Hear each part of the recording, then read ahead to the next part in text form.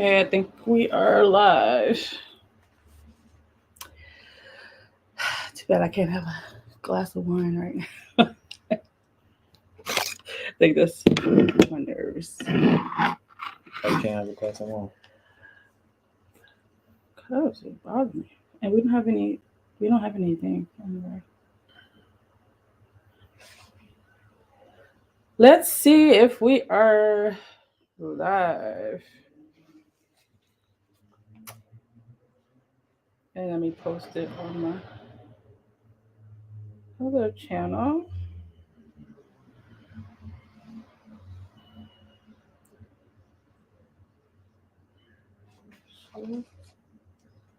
Copy link.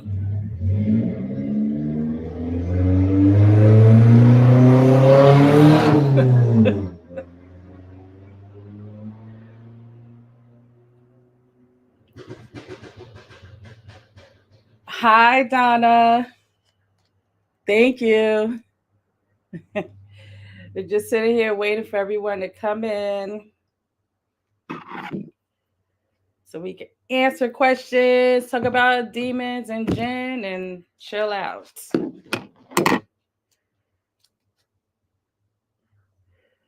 I keep reaching for something. I'm used to having that thing in my hand. You ain't do tarot or nothing. Can you pass me the magic of you?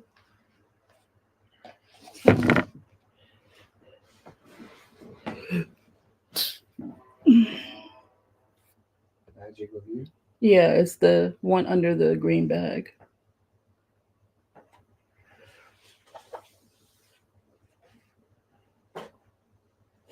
Is this it? How are you, Donna? In the green? Yeah. No, this one. Hi, Calming Waters. How are you? Thank you for hopping on here.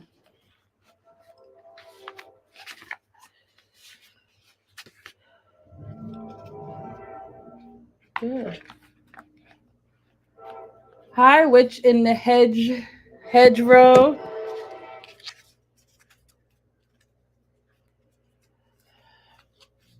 I'm gonna shuffle.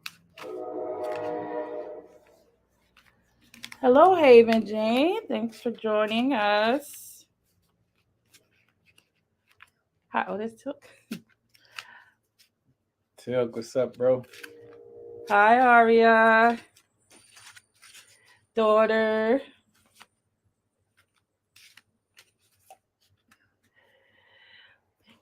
Thank you guys for joining us. You want to shuffle? I'm gonna pull a card. Oh, let's put the book out here.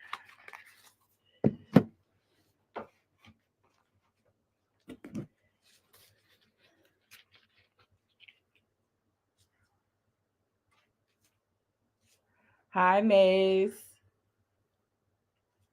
Ms. Keen on the Is way. that me? Yeah, I don't. My big mother. There she is. Yep.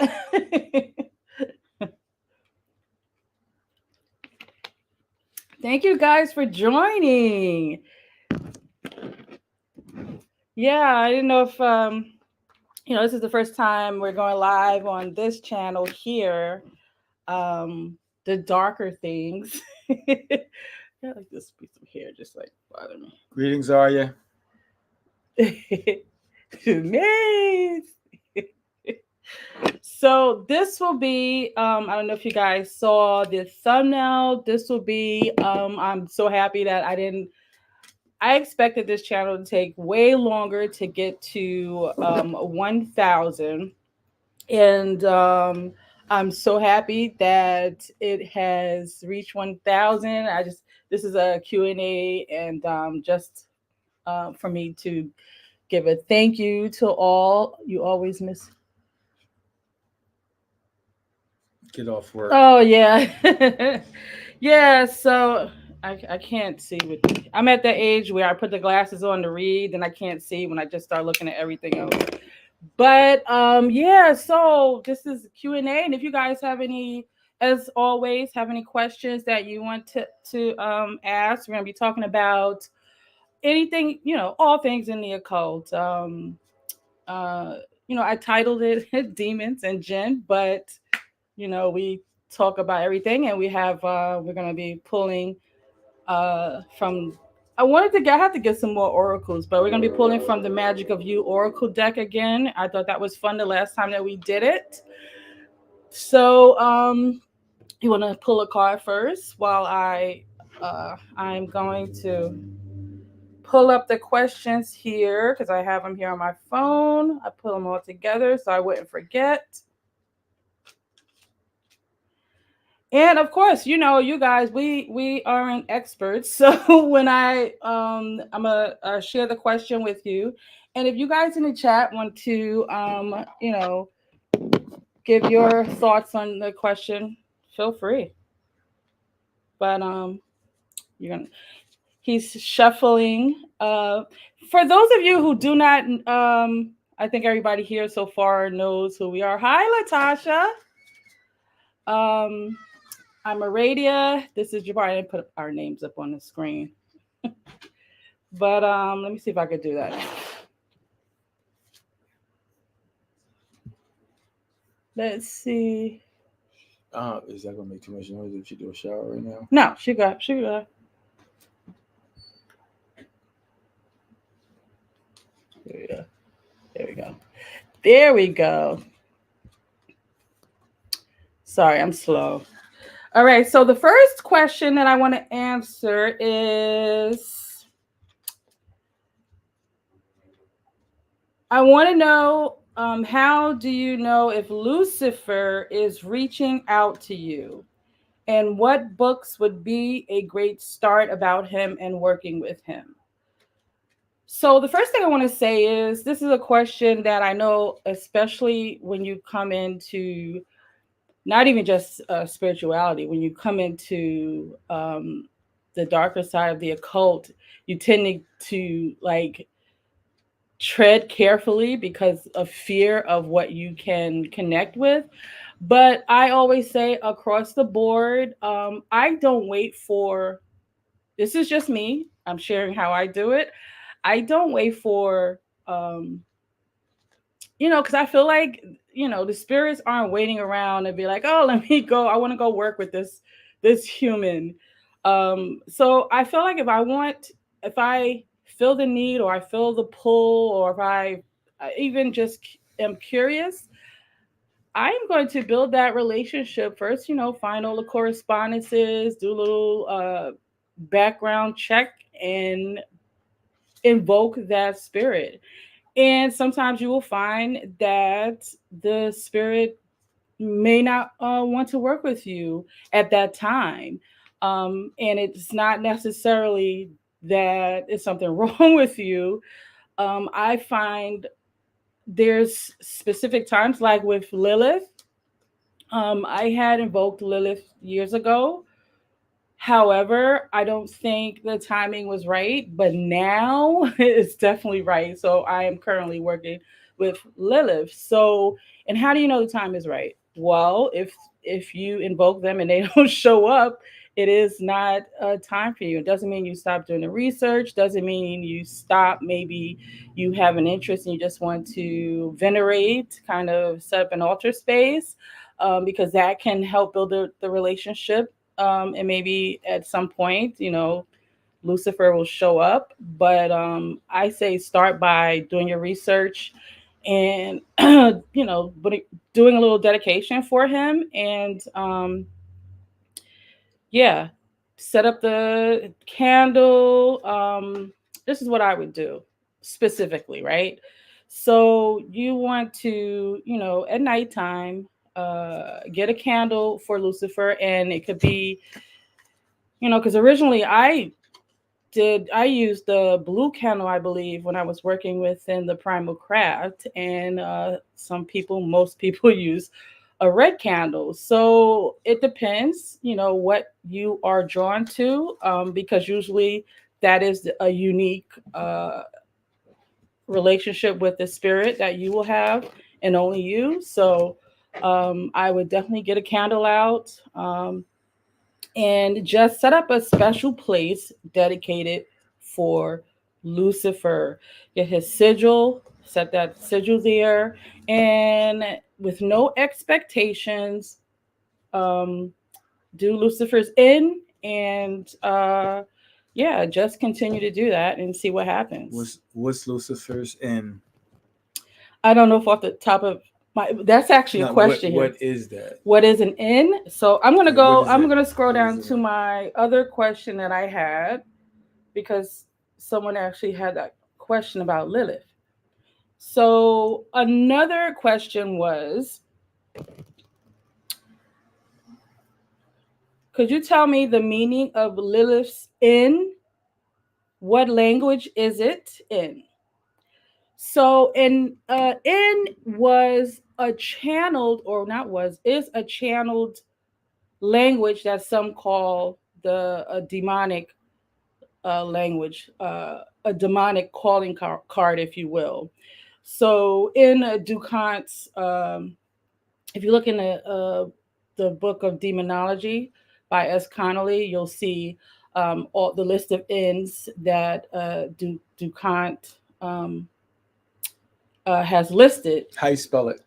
ENN. ENN. Okay. Yes. So these are essentially calling cards for the spirits. So this question is specific to Lilith, but ends are in general the calling card. And I did a video for this too. So it is just like you get a phone number for somebody to call them to everyone has a specific even if it's a social security number, right? I think I'll say that better because it is like the demon's social security number, and you dial that number, right, or phone number or whatever, but it is just specific to that demon, and there's no known language um, that we know of, but it was channeled. So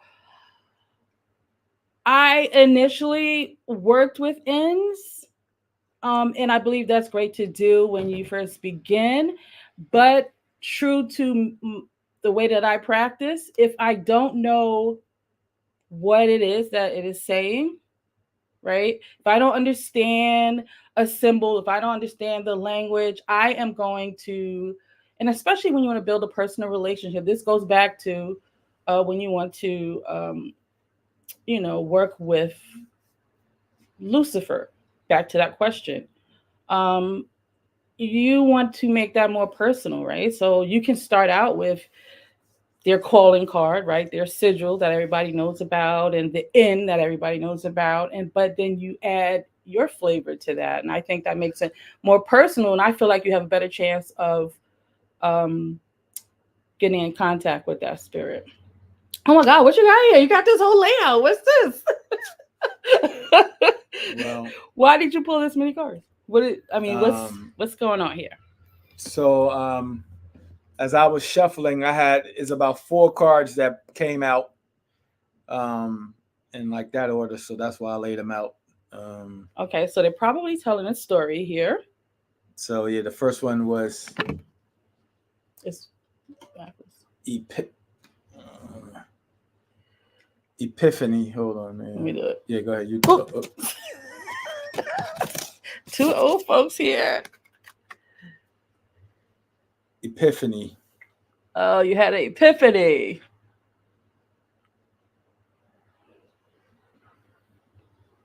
You want to get the book out? The book's So, under your phone. Yeah. oh, sure. Okay.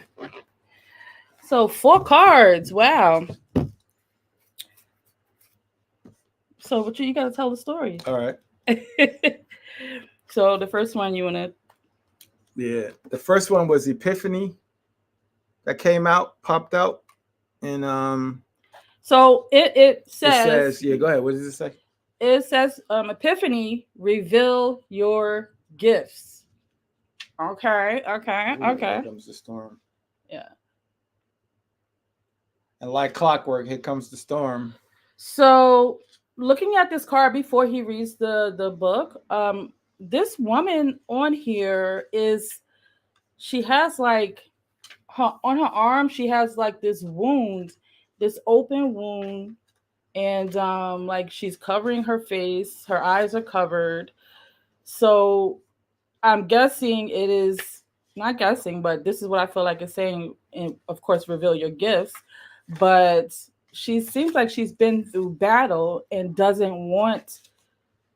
That's pretty much like my story. Like I don't want to.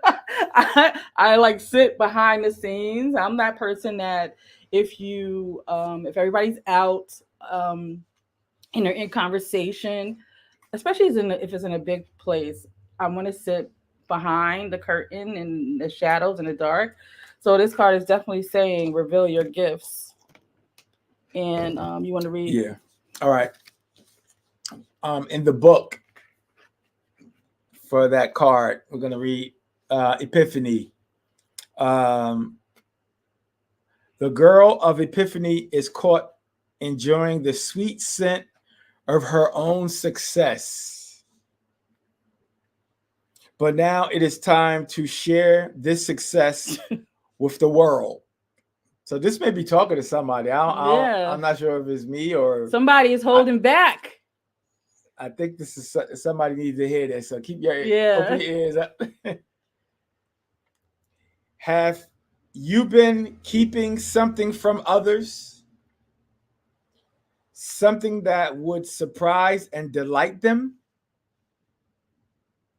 The world wants what you have to share. So I don't know who that is, but these other three cards will definitely give more information to that. Haven Jane, you hear Okay. that? All right. Well, this for you then. Okay. Awaken your hidden talent. You are more than enough. There are hidden gifts, a new skill, new passion bubbling up, ready to pour out of you at this time. Just as the gold pours out of the girl of the Epiphany's arm. Oh, so that's what it is. It's not a see my first thought that's just my perspective, which is why like I hide. You got it, yeah. Which is why I hide. So my first see how that goes. My first thought was that's a battle wound, but it's not. It's like it's pouring out, it's oozing out, and it's gold. Hi, princess. What is a deep goal? Something you may have considered impossible. It is your duty to unveil and release this potential inside you. The time to act is now. The universe will conspire in your favor if you take action now. That's Epiphany. And adding on to the story of this, well, I guess that's why you 4 cards dropped. So the second card is Mirak. That's that there. So that's this woman's foot, and she's like stepping into this field. And it says embrace oneness with the universe. So this is how you and some of you may not even know what that talent is because he read that it could be a hidden talent, right? But you'll never know until you step out. So this next card is saying embrace oneness with the universe, and this is the way that you can get that message, right? Because sometimes we may know, we think we know, but we don't quite, we're shy about it. What happened to that? Oh. Hi, Day Day. It's resonating with what happened today. Okay. Thank you so much. I'm glad you made it too. So what is Marak? Okay. Marak, embrace oneness with the universe. Are you rushing through life? Woohoo! Trying to achieve and acquire. When Marak appears, it's time to take a deep breath and slow down. Consider there are simple, small, happy things around you to which you are blind whilst you fixate on desire, larger, while you fixate on desire and larger goals and larger expectations Gotta kill it every time. that are making you feel increasingly cut off, frustrated, or despondent. The goal of Marak has stepped away. No, excuse me. The girl of Marak has stepped away from her dark. Excuse me. No, I'm sorry. The girl of Marak has stepped away from her desk, out of the kitchen, away Woo! from others' expectations. Yo, did you just? I feel like this is me too. This is talking to me too. This Slow point, my down journey. mode. Yeah, slow down mode usually means that's the time where you needing to sit and channel that information for the next part of your journey. Yeah. She has chosen to walk, not drive. She treads slowly in order to fully sense and notice the little things around her. All right, you don't have to read that whole because you got these other two. Okay. Unless you think there's something else. Okay. It is time to step lightly in the world and to be grateful for what you have.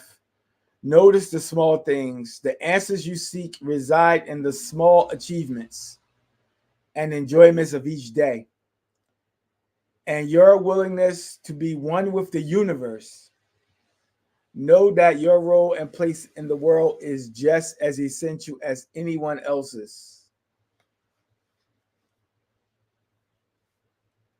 There we go. That's big guy to do so good, and that's great because some people don't even realize that. Some people don't. I'll put your show your question. Yeah, some people don't even. I commend you because we can continue to keep going, and ignore those signs that tell us that we should um give us those messages and we ignore them. So, kudos to you. So, what was the next one? You want to go into that, or you want to go into Yeah, some more? let's, Yeah, yeah, and then we'll go into those other two. those. So we'll Yeah. we'll read the other two after this next question. I would love to know different baneful ways to use war water other than chucking it at the target's home doors. So there's one other way that I like to use the fireworks that they still have. So one of the ways that I like to use war water, and I feel like this is really, really good. Um, you guys hear the fireworks, but you take you like if you depends on how much you make. If you make like this big amount, hi Abby the Witch. Thanks for joining us. Abby. Fireworks for one 1K sub, yes. Yes. Fireworks. That's how you use war water. Yeah. Oh, fireworks. So, one of the ways that I like to use it is depending on how much you make, you can take a little bit of that, pour it into a separate jar, and either put the person's picture, something that like a tag, right? You want to put something that represents the victim and submerge it in the water. I feel like that is the best method because you just splashing it at the person's doorway or their place of residence, even on them if you can, right? You just like sprinkle it on your feet or whatever. Ooh. I well, that's what they used to do, but I feel like you submerging them in all of that yuckiness is a great way to use war water. About tattoos, I have this urge to get Hekate tattoo on the back of my neck. The same tattoo you have. Will this help me to connect more stronger to Akate energy current? Well, I'll tell you. So it's a couple of reasons why I got this. One of them is 100% to have a connection to Hakate, and also it's kind of a veneration because of what she means to me, especially when she showed up um, in my life when she did. But the other reason is also I get the tattoos that I get for several reasons, but one of them is for protection because a lot of times I don't like to wear jewelry, right? So the sigils, the tattoos that I um, have are kind of like my protection. But yes, I feel like after getting this tattoo, because it was like an act of dedication, it helped me to connect. And you're gonna get it on your back. Wow. Kate was my first deity to reach out to me. She like a mother figure and she saved me. Yeah, she's definitely like a mother figure. And she shows up differently for some other people, everyone. But I definitely feel like the tattoo helped me with my connection to her. Do you have any book recommendations for working with fallen angels? Um, well, there would be a couple, right? I would first start with, and it depends on what magical system you are in, right? What type of witch you are, right? So um, I would definitely do. There's many books, right? I would definitely do two things. I will start by knowing the 72 goetic demons, right? No, that's the key of Solomon, and then I would, along with whatever book that you get, because they all pretty much say the same thing. But what I would also add to that is making sure you get um, like the history and like the what do they call them? I always forget the name, especially now when I'm on the spot. The books of the that never didn't make it into the Bible that share a lot of the history of the apocrypha. Yeah, the Gnostic Gospels. yes, the Gnostic Gospels, because they share a lot of history of who these demons and spirits were prior. So understanding that history can help you with what these books are saying today. Oh, Abby says, put up what Abby says. Yeah, I actually have the witches. I have that book, Abby. Key to the Legion. Yeah. Yep. What do you think about it, Abby? But yeah, I would definitely whatever book you get, because I don't recommend one over the other, right? Because I started with like the Lesser Key of Solomon. I even looked at Michael Ford's books. And but what helped me was going further back, looking at the history, and then bringing it forward and connecting that with the books of today. I'm trying to think of which Haven't read apocrypha it yet, but it's on my list. Okay. it's on your to be. I have that book, and it's okay. It's okay. That's all I'm gonna say about it. It's okay. Not one of my best books that I have.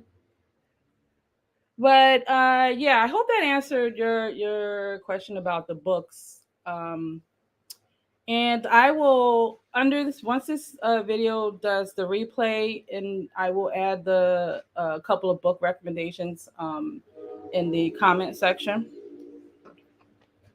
But you want to go to the next card? You're Well, welcome. Um,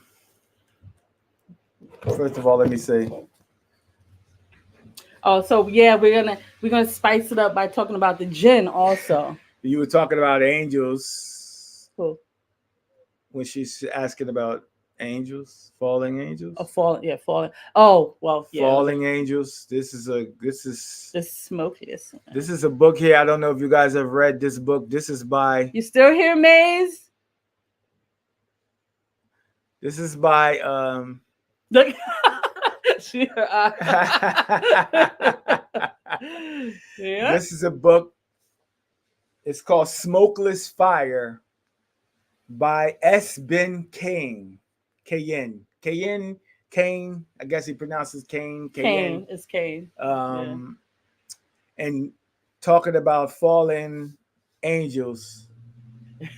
What said the word that summons me? Yeah. So this is Smokeless Fire. It's a beautiful sigil on it. And it's talking about the Jinn and all things Jinn. This was a great book by S. Ben Kayen that I've been reading. Oh, sure. Yeah. Hit. Let me type it in. The name of the book. Okay. Smokeless Fire. Smokeless Fire. By who?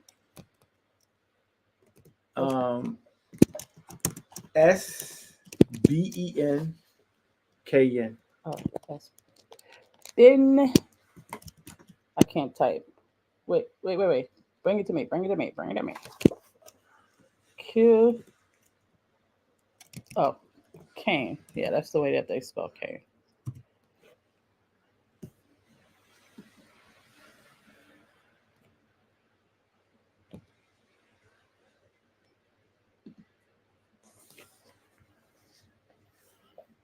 Now, what I love about this book is, I mean, I'm not sure. That's what we were talking about. We were talking about Jinn. What else was the subtitles? Angels. What does Jabbar's head represent? Very interesting. You want to talk? All right. So before I go into that, you want to go into Yeah, that? that stone is oh my god, my brain is like Frank, what is the K? The K, oh my gosh. All right. You like my headpiece? Well, this headpiece was made and designed by. You're talking about protection and sigils, and using stones for not only Kyanites. I couldn't think of the name. yeah. Go It's ahead. So kyanite. tell them what you why Yeah, you did so what you did. it's black kyanite, and he I put it in there Third eye. yeah, exactly. So it kind of protection, and it kind of works with his energy. So like he when he wears it, like because he has like this mic man, the hype man energy. So it kind of works with his energy, for protection and things. But it's right over the third eye, so it's yeah, blue kyanite. No, that one's black kyanite. Yeah. What were you reading? Okay. So basically, this book is great because it breaks down the history of the Jinn. Yeah, that's a great book. I underestimated it. I haven't read it yet. So we're talking about. So I don't know how many. What do you guys know, or what have you heard about Oh, Jinn? they took it down. She saw the book on one of the. Yeah. And they Oh, took it down. really? Interesting. Well, I'm glad I got a copy. This is a wonderful book. It's deep. You know what? It's really deep. It's It has the sigils in it. So it has the 72 Jinn, yeah, and it has smokeless their ones. names. The Infernal 72 Jinn. Infernal Jinn. Okay. I heard highly powerful, and there are different types of Jinn. Okay, yes. Yeah. I would like to read from it a little bit if you guys wouldn't, if we wouldn't bore the hell out of you real quick. It probably would bore. Just bore me.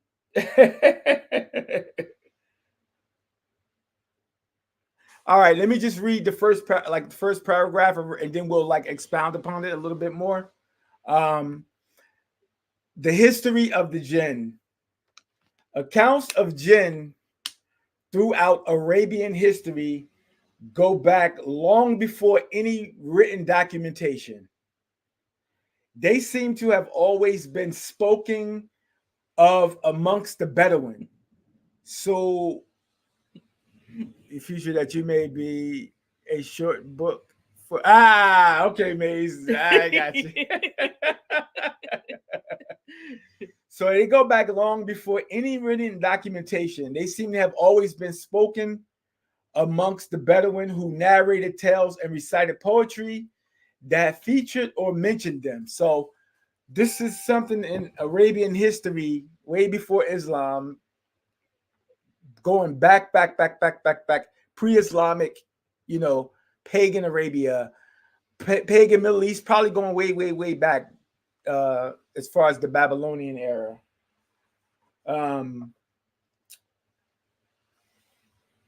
Jinn were first written in the Quran and within tales far older, which made up the whole of the. Now get ready for this. I'll probably butcher this Arabic, so help me, Maze, later. Alf Layla wa Layla.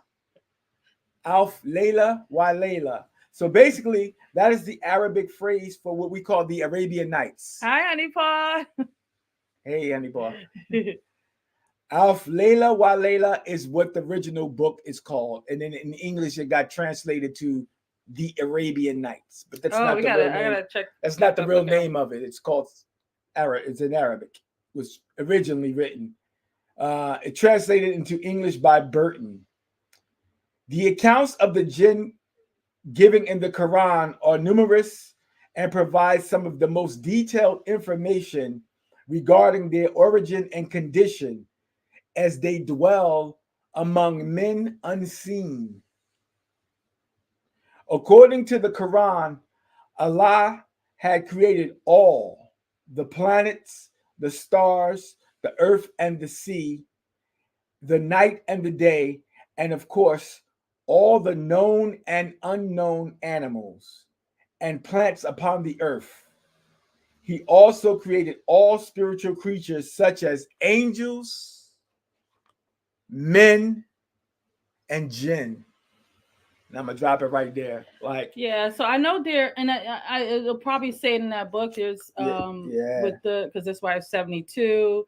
So like the in the so but think about that. This is saying that Allah has created all spiritual creatures. So, and it specifically says angels, men, and jinn. So all of us are actually. I didn't even think about that. It hit me till I just read about that we're all spiritual creatures. Each one of us share the spirit.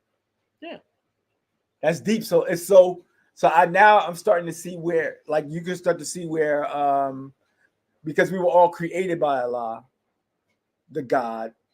So I can see now where the conflict and stuff starts to come in. Hi, the African wolf. Yeah, I don't know too much, but I know they are associated with like King Solomon. Also, the jinn was supposed to be some of the spirits he commanded. Also, but I haven't really done the research on that. So, yeah, what's going on? Families, bloodlines, yes, from the east who are extremely powerful. Yeah. Some are Muslim, some are not. Yep, exactly. Right, exactly. So this book actually that's interesting. I would like to. This book actually breaks all of that down. And run the oil and other things. I can see that. What? Like he's saying, like there's families that. Right. Exactly. And run the oil. Yep. Right. So what I can see in that is and this book basically goes into a lot of that.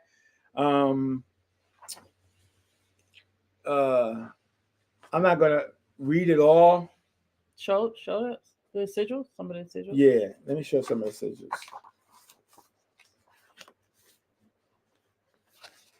Some of the sigils in there. Just some of the names of these. He refers into this book as 72 of the what they were called was the infernal Yeah, that's what the Jinn. demonic spirits are called. Infernal. And smoke. They were made from smokeless fire. So it's a smokeless. What he was describing in here is like the angels was made from light. The men we were made from earth, but the Jinn was made from a smokeless fire. So like a fire, like the tips of the fire, the clean part of the fire. Interesting. So that's so how things are made. It specifically points out in the making and the creation. This is what they're saying in the Quran and in its book or whatever. Specifically, the way things are made or created by Allah, whatever the God Allah, is how important to what kind of spiritual beings we are, I should say. So like the Jinn in particular, because they're made of smokeless fire, they're a little bit different. She's intrigued. Yeah. and so that's very important as to the role that they play in the cosmos, in the universe.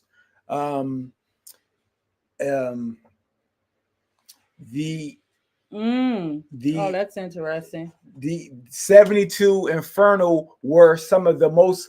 So like it was like Oh wow. what happened? You saw like Yeah. feeding off energies. Yeah, right. Exactly. Yes. So it was saying a lot of that in this book about how there are certain jinns called ghouls. GHOLUS. No, GHOULS. Ghouls. And there are specific jinns that like to feed and feast off human blood. Yeah, those would be ghouls, right? Those in the psych word.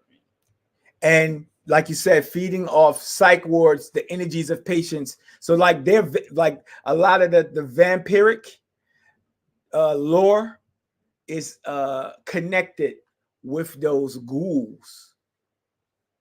Yeah, drinking. Oh, channel the ghouls by drinking alcohol. Yeah, put that up there. Yeah. Maze, what would be the purpose of channeling the ghouls? Is it to send to someone? Al Ghul is a type of alcohol. Oh, that's alcohol. right. Al Ghul. That's where we probably get the word alcohol from, right? In English. Baneful work, I'd imagine. Right, same. Like yeah. they seem so very that the ghouls. You know what? I would be afraid to channel them because they could come into your space and start to bother you. You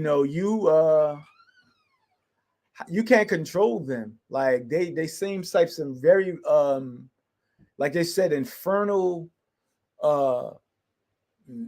nasty Spirits. spirit. Yeah. You know what I'm saying? Like even the name of the ghoul. Ghoul. Yeah. Why would you want wow? Like I could just see that not leaving you alone. Like you'll open up a Pandora's box if you want to try to send it to somebody, and then it will bother you. You know what I'm saying? Definitely, all you need to not for beginners. Right. Is that like nasty? Very nasty. But like also, it was saying in this book, which I found very very interesting. Like Maze was saying, some of the jinn. And Jinn are, they're like they have clans. They have like the Ifrit, and so they like literally have like clans and like families and like men. Like men have like clans. The Banu Hashem clan. Yeah, I agree with that. Yeah. Yeah, yeah. So definitely, if you're not you're beginners, just stay away. Only come on, like Well, I could say, but still, we right. That's that culture's infernal beings. People would say the same thing about demonic spirits, right, infernals. right. Stay away. I'm that type of person that if I want to know, Yeah, they cannot trace your well, scent. okay. Oh, okay. Special place. All right.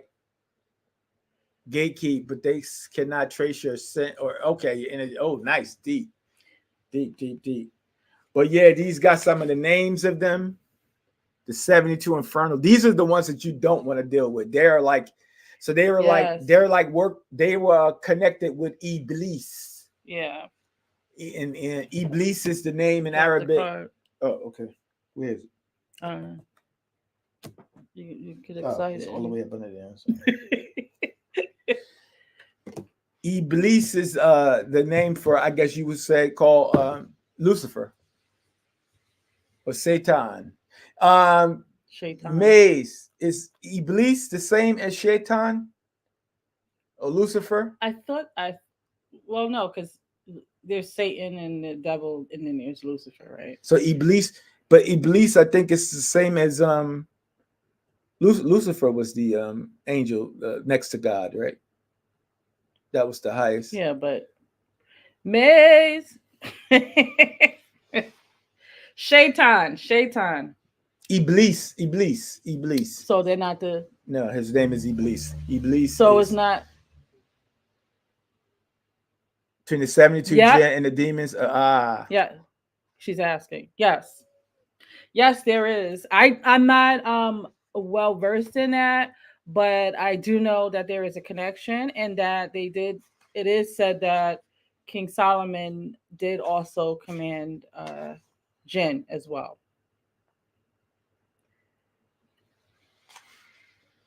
But he Iblis, is a Jinn as angel. well. Right. Okay, Okay. so right, equivalent to Lucifer, would you say?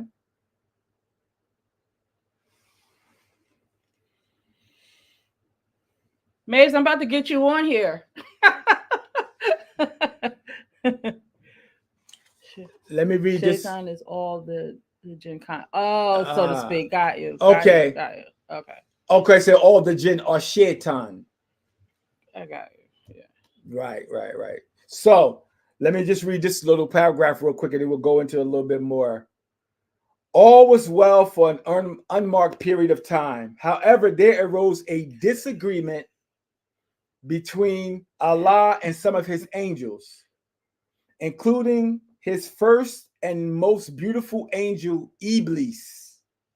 So I guess that is Lucifer. One day, Allah decided to create man to also walk upon the earth alongside of the jinn. So the jinn was already here and he created man. So the jinn was already on earth. And then he created man to walk on the earth alongside of them. When finished, Allah commanded the angels to bow down before the newly formed man and to prostrate to him. Genius spirits. Let me look that up. Allah said unto the angels. Some angels angrily questioned Allah and his actions of creating man and giving him violent dominion over the earth, and even indication of being horribly shocked at this act, questioning their own allegiance to him. So this is like according to something that happened on way before, like back in our creation. And so now you're talking about spirits that was here long before we were even thought of or created. And so now you thinking about working with some of this stuff or calling it, you need to keep all that history in mind. And we'll go into a little bit more later. We'll go into some more specifics of it, but I don't want to bore you with that. But I just wanted to like talk about that real I quick. want to so I'm not, I'm not, I haven't looked into the genius spirits, but Derived from the Jinn bloodline. Could right. be. So my take on this is all that he just read, right? This is coming from that culture, but there's similarities in these stories, right? In the Judaic stories, right? Of the infernals, the demons. So I feel like yes, there's some connection between all of this. It is just being told differently and given another name. So that's just my take on that. But while he is gone, I am going to answer another question here from, let's see what the next question was. Now I did the war water. Oh, this is a big question. I talk about this all the time. My question for you is, how do you embrace your craft around others who might disapprove, like family, friends, etc.? And they say, I've kept what I've been into for years and only recently started being open. I spent without giving a long historical account of how I came to this conclusion. The two things to that question, the two things that I would say is, one, ask yourself, why is this even a problem, right? Why are you not, why is there a problem with you sharing what your belief is? And for me, I had to understand it was both reasons actually, but it could be one of two for whoever is asking this question. It could either be one, you're either scared of how you will be seen. So ask yourself, why even are you scared of how you're being seen? Because this will affect every part of your life. So this is, in your mind, only affecting your relationship with your family and your friends, whoever it is that you're keeping this from. Or you're worried about the faith, whatever faith you grew up in, and that is a whole thing in itself, right? If you grew up in your family's religion was some form of Catholicism or Christianity, um, and so that fear could be just fearing that in itself, and is tied to your family. The thing that helped me is, if I am in fear of what others think, including my family, that means I am ashamed of what it is that I believe in. And that is a big no no for me. So I had to, once I realized that hiding that is, a fear, and fear has no, once you take on a fear, fear like has no name, right? Has no prejudices. It will infiltrate every part of your life. So because you are in fear of what the world may think about you because of what you practice, that fear is going to cross over into other areas of your life, of your magic, may leave you open for spiritual attack, psychic warfare. So when I understood the extent of that fear, that helped me get over it, along with other things, right? But I would first ask, to whoever asked that question, and whoever else may have that question, I would first ask yourself, why? Like, why is that a fear? See you, Abby. Thank you for joining. Bye, Abby. Hope the baby is Yeah, hug well. the baby.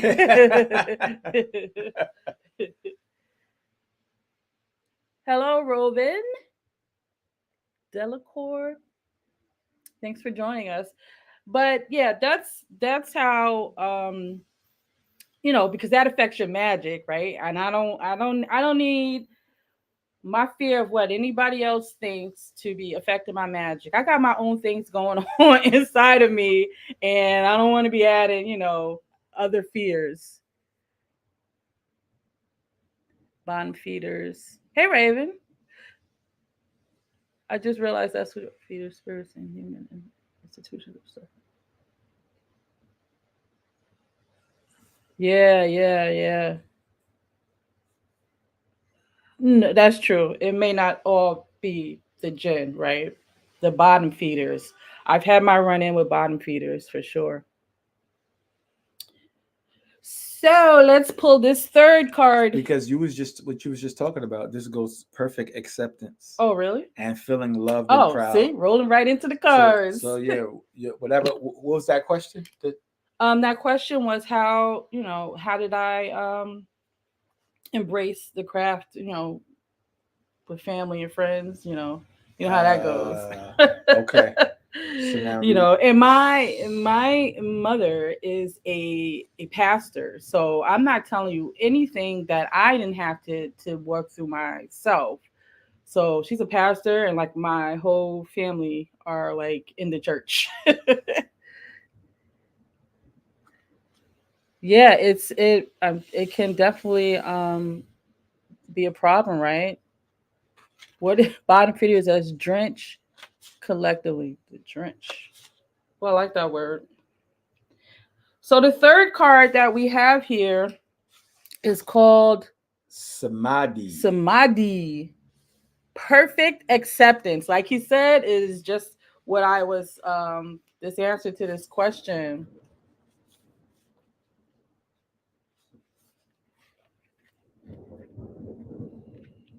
Live in a small town in the south and people look at you sideways simply for not, yeah, I know. Yeah. Yeah, exactly.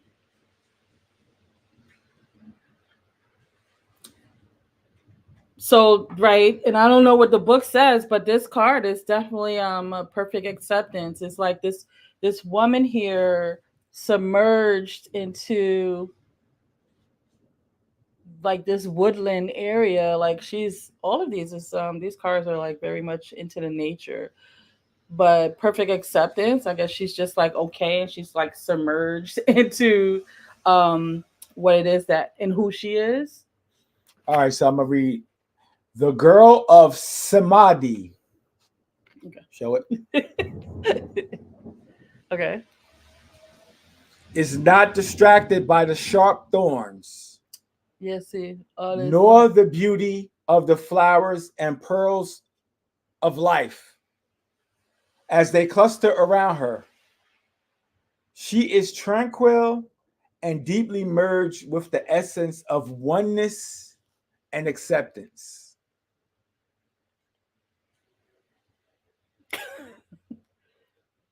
Samadhi teaches that when you give up being a perfectionist, ooh, this is me. Wow, I think this one's for me. This is one for me. Life is suddenly perfect. Consider that your life in this moment is purely a reflection of your consciousness. Ooh. Ooh, you know what? They hit on something nice. I think I'm gonna talk about myself in a second. Like, You're talking about yourself. it's exactly the same as it was yesterday. It is your attitude that has shifted. And this is for better or for worse. For what you resist tends to persist. However, with samadhi, there is no better or no worse. Everything is. Mm. Ooh, that's more like that Zen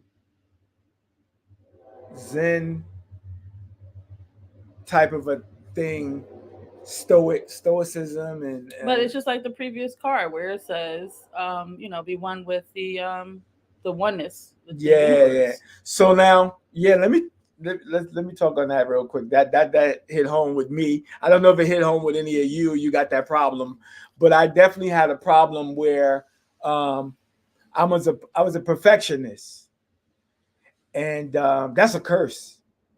I view that as like that's a curse, man, because um, That's how I'm not getting shit done in my life. Like, or I'll start things and never complete them because if they didn't work out perfectly, or as soon as I started encountering mistakes or right, I'm stick picking up sharp fries. Right. Then I would just give up and then not complete the thing or see it all the way through. When you're trying something new for the first time, no matter what it is, you're going to make mistakes because you don't know what it is. Like you. So what I didn't know how to do was, because I had in my mind like that's why this is good. This card is good because like even though it's a lot of like things going on around her or whatever, she's still She's chilling. She's chilling. right. So it's like because like success and stuff is never gonna be kind of like how a straight linear. Like you got a certain thing in your mind is linear or it's pop up. Man, it could go all like but you gotta like my problem was with perfectionists is um like sometimes you can make a mistake and it can be the best fucking thing you ever did in We your learn life. from our mistakes, exactly. Sometimes the best art music was a mistake, or some scientific discoveries were a mistake, or you didn't or they weren't looking for that thing, they discovered the undiscoverable by a mistake. Like so it's like you're not in control of every, like I was, perfectionist is you want to control everything you want. I'm very analytical, so like even like dealing with like improbability and chaos. um it's just chaotic because in your mind you're trying to Control it. control Yeah. it, and you can't control the uncontrollable or the universe, like, and it will to move with the water, the flow.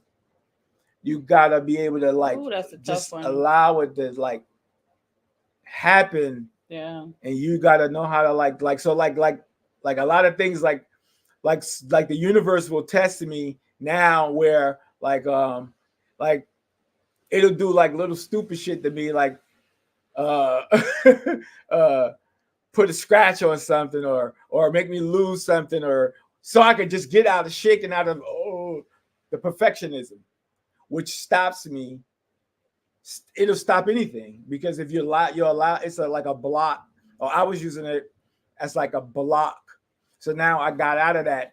Like like I go to school, if I get a D, we good. Like I'm not always like that perfectionist is a problem, man. So I don't know if anybody got that problem. I'm talking about me. So now like I just accept it. Like I accept, and that's what exactly you're saying. Perfect acceptance. Just accept things, that everything's perfect. It is what it is. It's supposed to, even if it don't seem perfect, it's actually perfect still. It's leading you to exactly where you're supposed to be. I'm talking about me first. Like I started learning this. Um, Things got uprooted from me so I could get out of that, broken out of that, so that way I could just flow with the universe. Right. And I think a lot of the times we don't realize we not that we're working against ourselves, but so we'll say a prayer or speak to our spirits and guides and be like, help me through this or show me the way, help me be better at dot dot dot dot dot. So that right there is what causes things to be in your mind disruptive, or maybe the thing that you feel like is a mistake, because the thing that you prayed for is coming to intercede and disrupt the way that you think in your mind, the expectation of whatever you feel like it should be. Because a lot of times our perception of something is twisted based on whatever our life has been. So the truth of what you are really trying to get to, most of us can't see it. Our guides and spirits know. So when we say that prayer to them, they then swoop in and they help us. But to us, it feels like it's a mistake, or why is this happening to me? Because of that expectation that we have. But I am going to read the next question. What, so to both of us, what got you both into this? And this meaning this lifestyle, spirituality, I guess all of the above in spirituality. Um, I'll speak for myself. It's no big answer, right? There's no big story. It is simply that when you are, and I don't want to say like everybody's not meant for spirituality, but when you feel it, right? You feel like there's more. So I've been through church, and I probably stayed as long as I did as an adult because of the energy, right?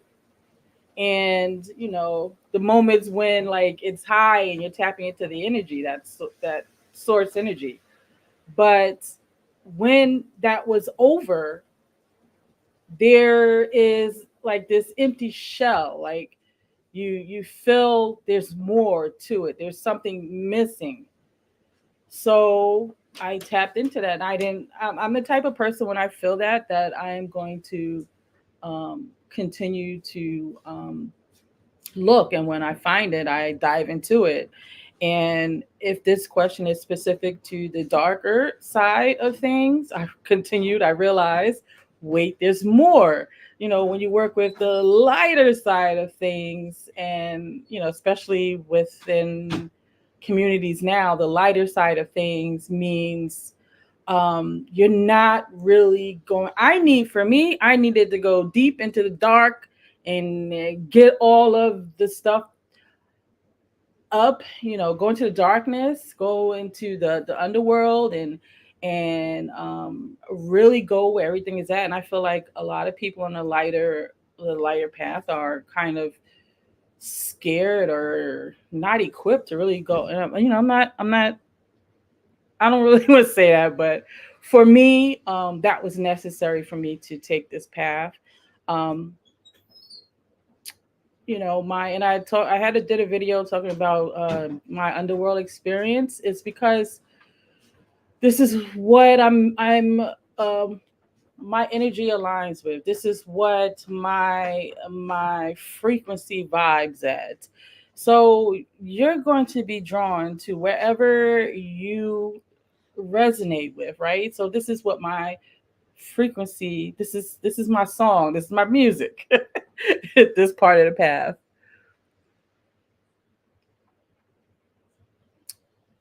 Nice. Wait, what was you took me Light illumination service. no, it took me a long time. I'll be more content. Put it up. Put it up there. Oh, be more content. Yeah. Oh, going back to the Yeah, imperfect. your imperfection. Yeah.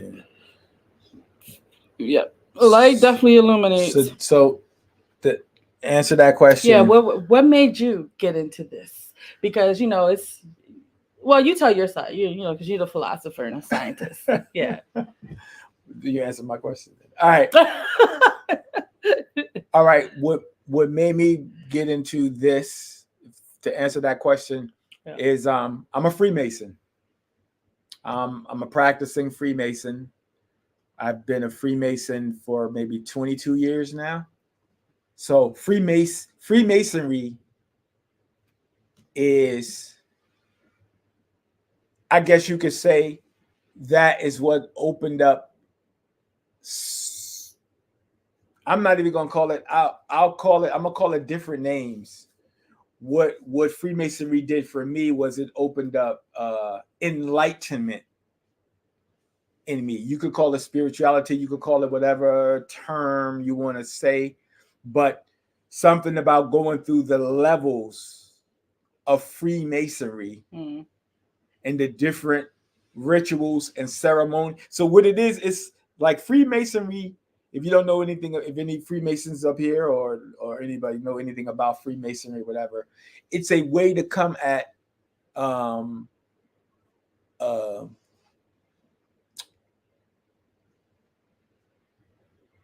I'm not gonna say spirituality. It's just a ritualistic, ceremonial, traditional way to look at things in a regimented, military type of traditional way.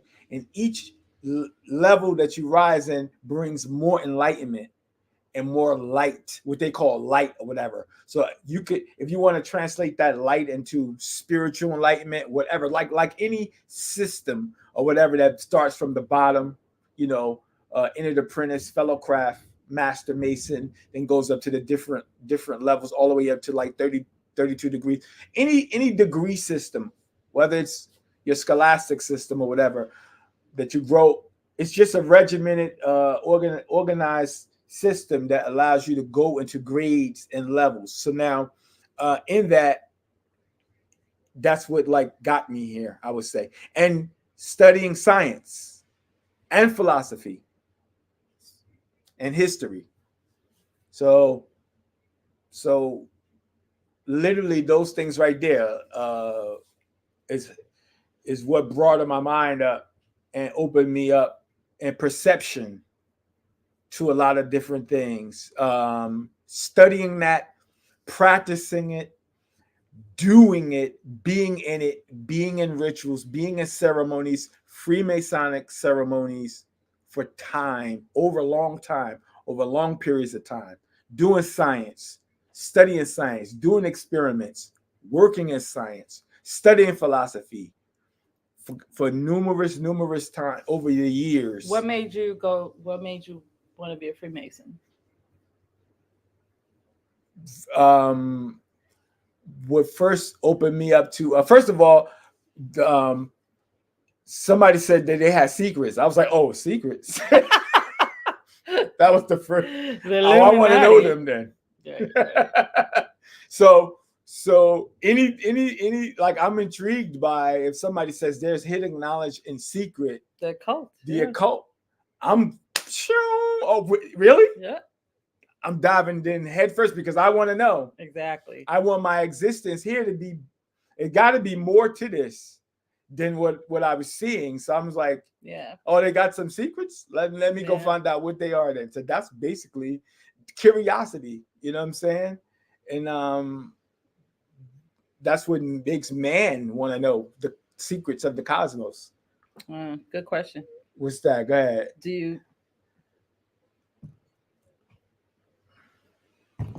you prefer the group setting or being solitary in your learning? Oh, is that for me or for? Well, I would like you to answer that first, since you're. I like both. Yeah, I like both. I like to study alone sometimes in my, be introverted and study and read, and when I'm trying to learn certain things. I read a lot of For you, sir. Yeah.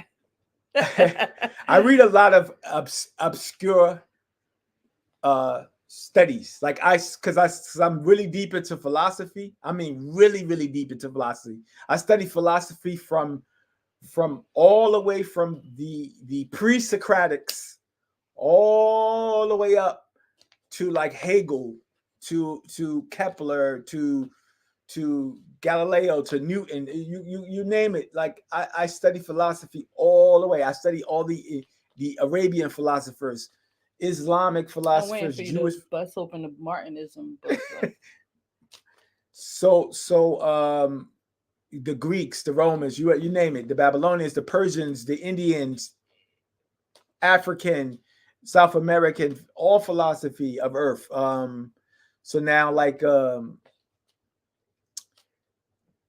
so like it, then sometimes I like the group, the being around other spiritual beings, being with the group energy to achieve like certain things that you could only achieve with other beings that are like you in a group setting. You know what I'm saying? Or learning and like right now this is a group and we're learning from each other. Like you guys are giving us questions and you're giving your enlightenment, and then we're connecting. You know what I'm saying? So this is a group setting. mm-hmm, So I like both. Yeah, go mm-hmm. ahead.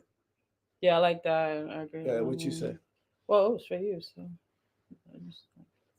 right. I agree. I agree. I think it's it's great to be solitaire, but there's no like right? You learn information, right? You learn sometimes you think that, oh, this thing that you're only going through, but then when you get in a group setting, you're like, oh, this is not specific to me. This is something that other people go through, right? So there's many things that you can learn in a group setting, right? Like you said, put the pieces together. There's a mosquito or something.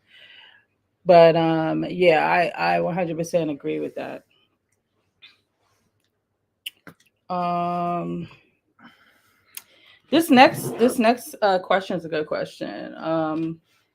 Could I say something real quick? Oh yeah, yeah. Go Real ahead. quick. I'm sorry. Go ahead. And this is something. Forgive me, but I must vent. I gotta vent a little bit. It's because this is a problem that I personally see as I look on YouTube and social media and the spirit and social media spirituality. You know, for the case may be. Uh, that's my phone. Could you hit that? All right. That's my alarm. I'm supposed to be going to work, but I ain't got work tonight. All right. I'm gonna say this. Because I'm a Freemason and I've been in Freemasonry for 22 years, and I started from the bottom, literally as an entered apprentice. Oh, I know where you're You know, going. and Started from the bottom. Now you're here. and I went through levels, all levels for years. Study like it's not easy. Just don't think for 1 minute that Freemasonry is easy. It takes hard work, hard study, hard ritual. There's in Freemasonry you can't write things down and read. You have to memorize everything. To prove that you can go to the next level, you have to memorize all your stuff. Everything has to be memorized because when you memorize and you're able to say it, then it's in your heart. It's in your Yeah, subconscious. right. You can't read anything. It's not right. You don't read. You memorize. It's a memory thing because they want you to you it has to be in you. So like it takes work. Takes take a lot of work. Okay. So now a lot of people, I want to say this, it's been bothering me a lot. Some people that are in Not this. you. Not who them people. No, not these people, not your Yeah, guys. not I'm talking about just what I see. some people. Yeah. You just jump in for the first year, you get a book, and then you think you're a master or something. You don't you don't want to work. Experience. Yeah. You just want this to be a fly by night. You don't want to go through any discipline, study, ritual levels. You think you know everything right. You don't have no patience. I've been in Freemason for 22 years and I'm still studying. So what I see, and I don't know everything. What I see is people they want microwave magic. That's all I could say. Stop. Just stop. Took. Just stop. Like if you got to take your time, start from the beginning and work your way to different levels. You you have to work your way through levels. That's what I said. Like a lot of people, if you just got it and just be honest, you're just learning. Stop thinking you're a master or something. You ain't been doing it. And then stop thinking. I mean, not you guys, but whoever's I'm thinking sorry. I this. just needed to get that out. But I somebody may pick this book up and not the Smoke This Fire book, but any book, and read the entire book in its entirety, right? Now I am a master of this information because I read the book. There is a level. I remember when I was younger and I used to be like, why does everybody have like are old? Why are they old? Like every minister, every person that was like either like the speaker or the person running the organization, the spiritual organization. And this was a question like, why can't, in my arrogance, right? Why are they all old? There's years of something that experience. There's nothing in this book that is going to teach you what experience can teach you. So you can have the knowledge, which is why there's internship, right? You can go to school, but there has to be some kind of internship because you have to experience it. So I think a lot of what's happening now is everyone is relying on what this book tells them without. This is why there's so much fear in stepping out and doing things. I come from a generation where we didn't have all of this easily accessible. So we just had to be like, you know what, I'm going to just try this. And because that's what it was, that's how we did it. Like, oh, I like this, I'm going to try this. Let's see how that goes. Right. And that's just the way that we did things. That's it. But you want to, he's Yeah. saying, because you said you had to memorize. So he is saying, is it better to understand rather than memorize? It's a good question. Well,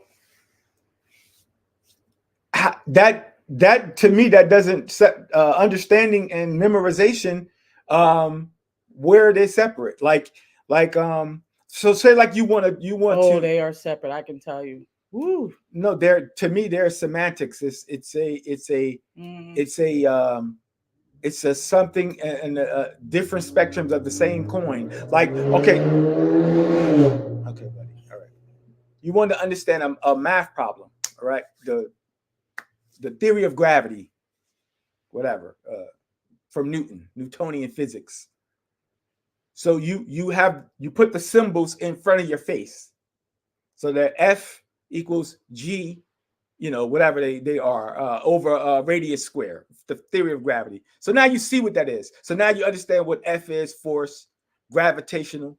So now you're starting to understand and break down what those symbols are in words. So now you memorize them because you can see that they're explaining something that's in the cosmos. That's gravitational force, which is exerting on us all the time, which literally puts planets together, whole solar systems together, uh, galaxies together. Okay, out in the universe, this is something that's real. So now you memorize that, you see the symbols in the force that's actually happening physically to you around you, and then you understand it. It brings you deeper. Then you start to reflect on. So, like to me, it's not separate from each other. They're processes of obtaining enlightenment, memorization, understanding, because that's the problem. Okay, so say you're doing your ritual and you're holding up your book, reading the ritual, blah blah blah blah blah blah blah. That's the beginner stages. But then when you're able to take that book down and now memorize and say that ritual, so now it's coming from a different place. Now you blah blah blah blah blah blah blah blah blah blah. It's coming from a different way. You don't need the book anymore. You have progressed. You have went to the next level, and then you will start to even see it even unfold even more because you're understanding it. You're understanding it from different aspects. Why you're doing it, more intention, more enlightenment, deeper, deeper, deeper. So just to answer your question, that's why I could say it's just mastery level. It's levels to everything, and then you continue to go even deeper, deeper levels. But when you memorize something, I think you have grasped. You have you you're on the threshold of understanding, like to the utmost. All That's right, on that. let me tell you why I don't agree. I agree um to a certain level because it depends on the level of memory, if it's like long term, short term, right? I have a photogenic memory. If I need to do something, like I've taken tests where I can the 2 days before memorize, look over it and memorize just enough to take the test. Okay. Has it No. seeped See, that's in? what I'm saying. You have Well, don't I know but I'm understand that. That's a saying, good point. right. So I'm saying, for me, somebody like me, it takes the understanding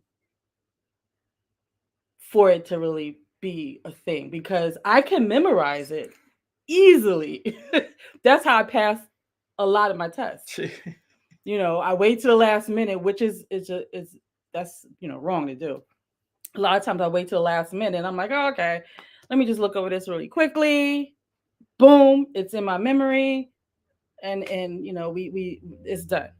After that, 2 days after that, you ask me what we talked Exactly. about, it is completely gone. Well, you know what? I think that's the next level of understanding is the next level of memorization. Right, right, exactly. It is the enlightenment of memorization. Hey, Hi, Ty. Hi, Forbidden. Question. Became a Mason. How can?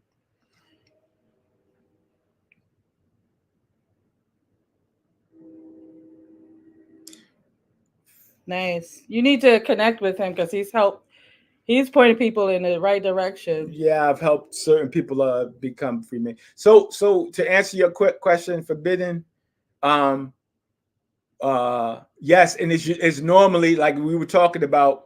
It's normally old people. Like you don't see people my age be masons and stuff. So like I kind of got an old soul. I kind of been an old man all my life. Even when I was young, I was always studying philosophy and science and I kind of pretty much been an old man forever. But it's like Yeah. it's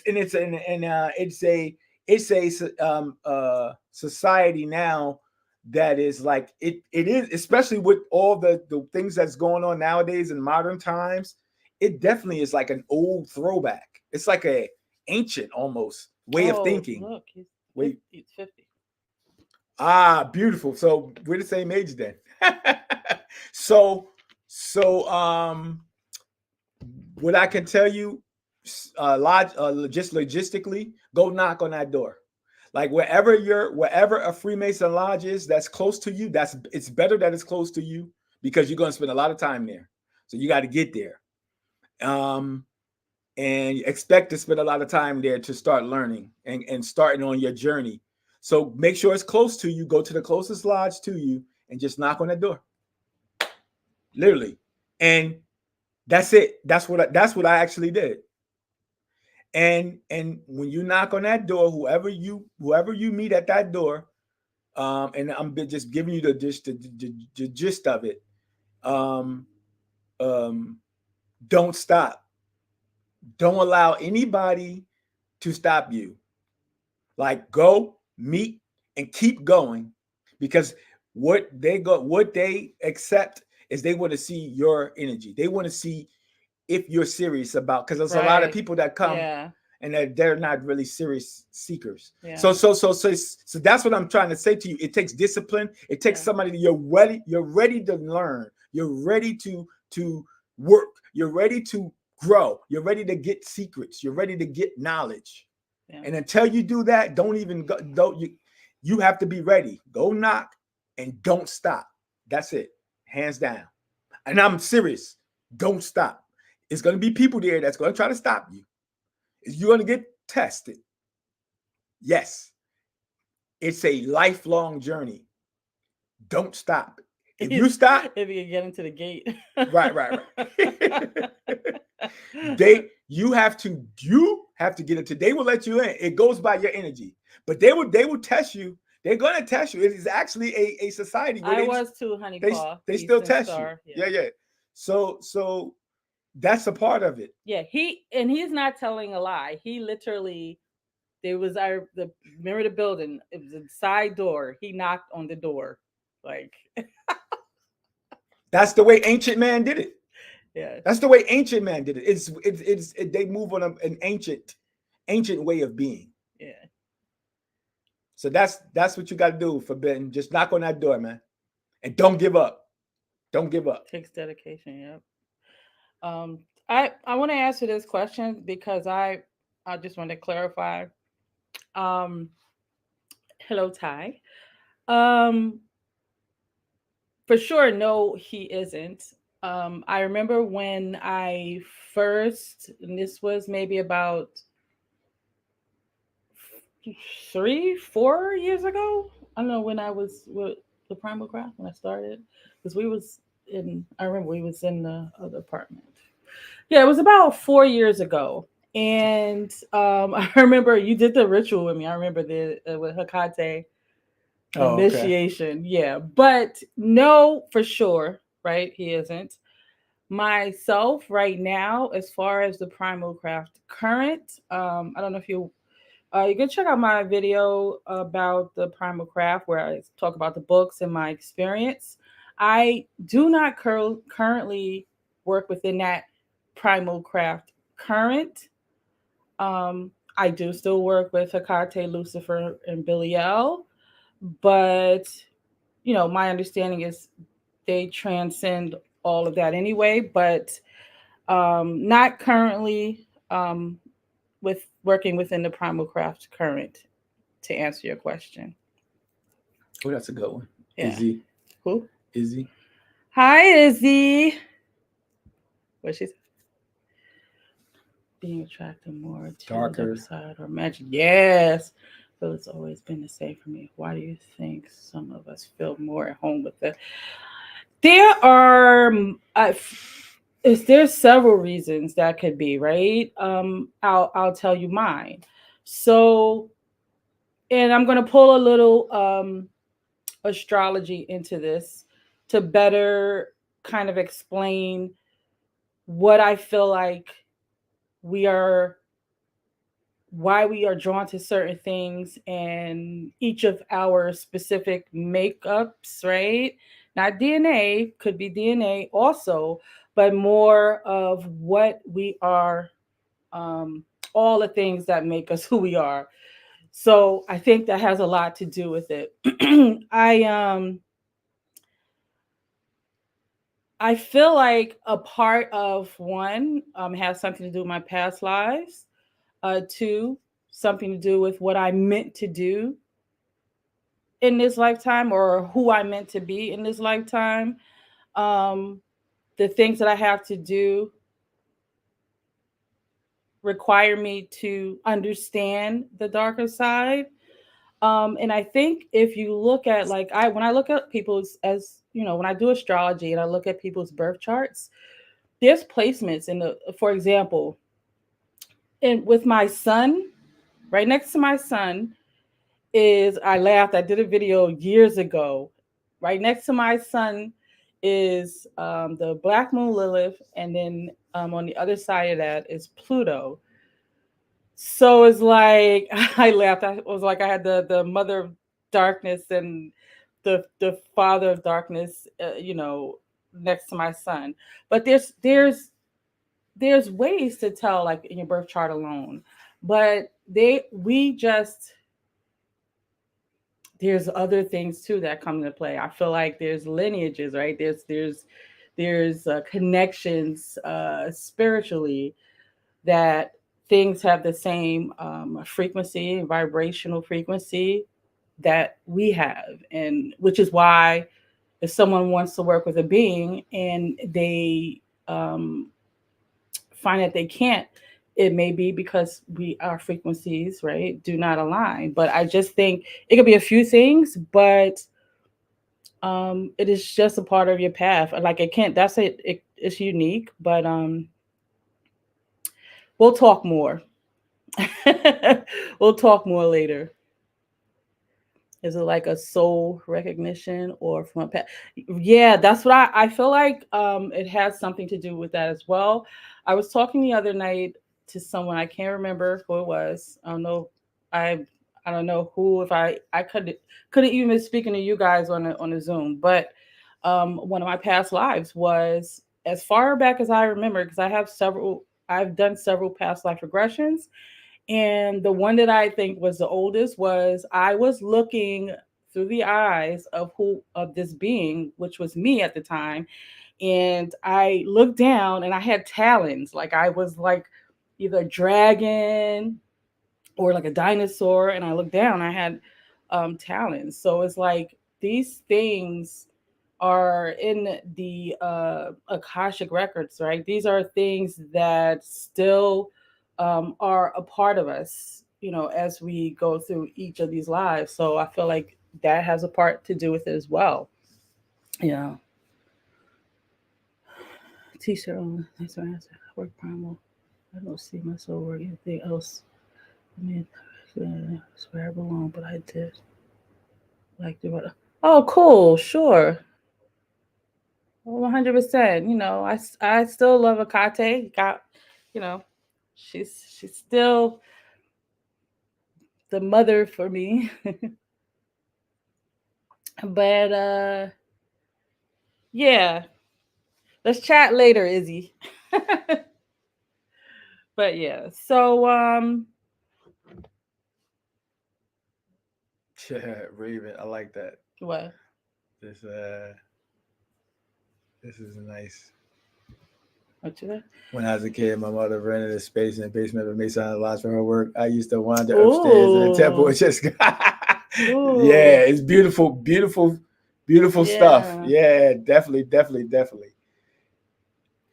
Yes, I think of the attraction as resonance, the pull of the attracting, like, or I think that regardless of source, I think it helps drive synchronicities. Absolutely.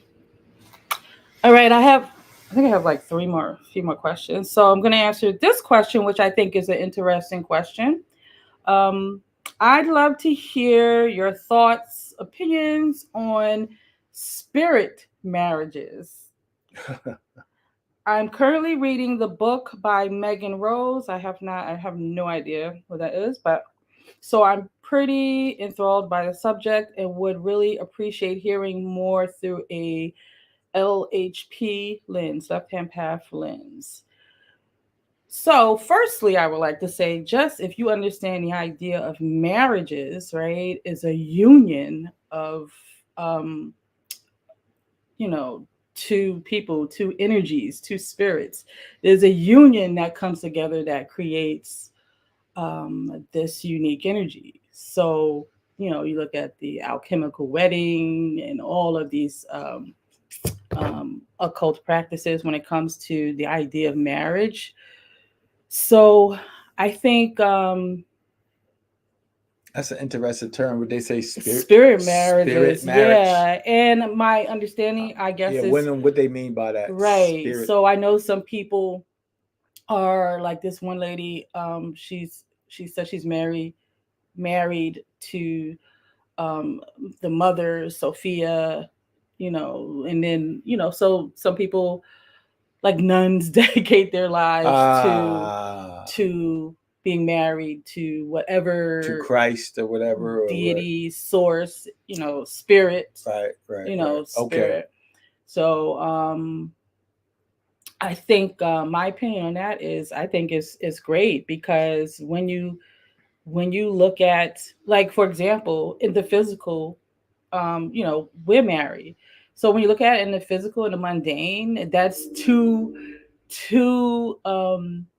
beings that came together, brought their resources together, and have, how do you say, two heads is better than one. We put our heads together and work through things. So when you look at that spiritually, it's just like when you have, you know, I don't talk too loud, but it's like when you have sex. But what happens is there's an attachment formed because you are merging. There's a union, right? So it's not a marriage, but there is a union that takes place. And, you know, if that bond continues, right, it gets stronger and you create this unique energy between the two. So I mean, that's my take on it. I love it. I love the idea um, of spirit marriages. It's like a dedication to this source of energy.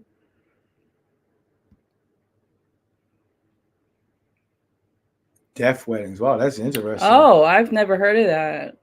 Nice. They're dead, also known as death. I'll have to look into that because I'm getting very much into necromancy.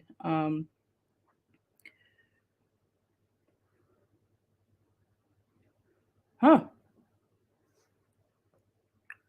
You learn a lot. I bet you where I gained an invisible friend. I followed me around in the temple. Oh.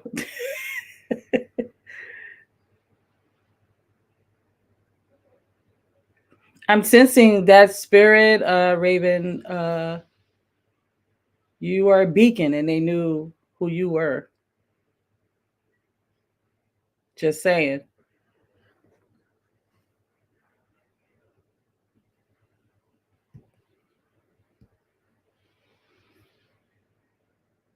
A real understanding. I learned about 3.5 years ago. It's a deep rabbit hole for some, but it's worth it to me. Interesting. Yeah, I like that idea because it and it's one of those things where it's not like you can't. I know some people do it and they are exclusive, right, to that spirit, or that energy that they are married to. Um, but I look at it like this, and again, this is coming from LHP, right? A left hand path approach. I look at it like this, right? So there's a union that's taking place, but that for you to evolve, I feel like you still have to. There's other spirits that I feel like you should still work with, but not. Don't be exclusive, right?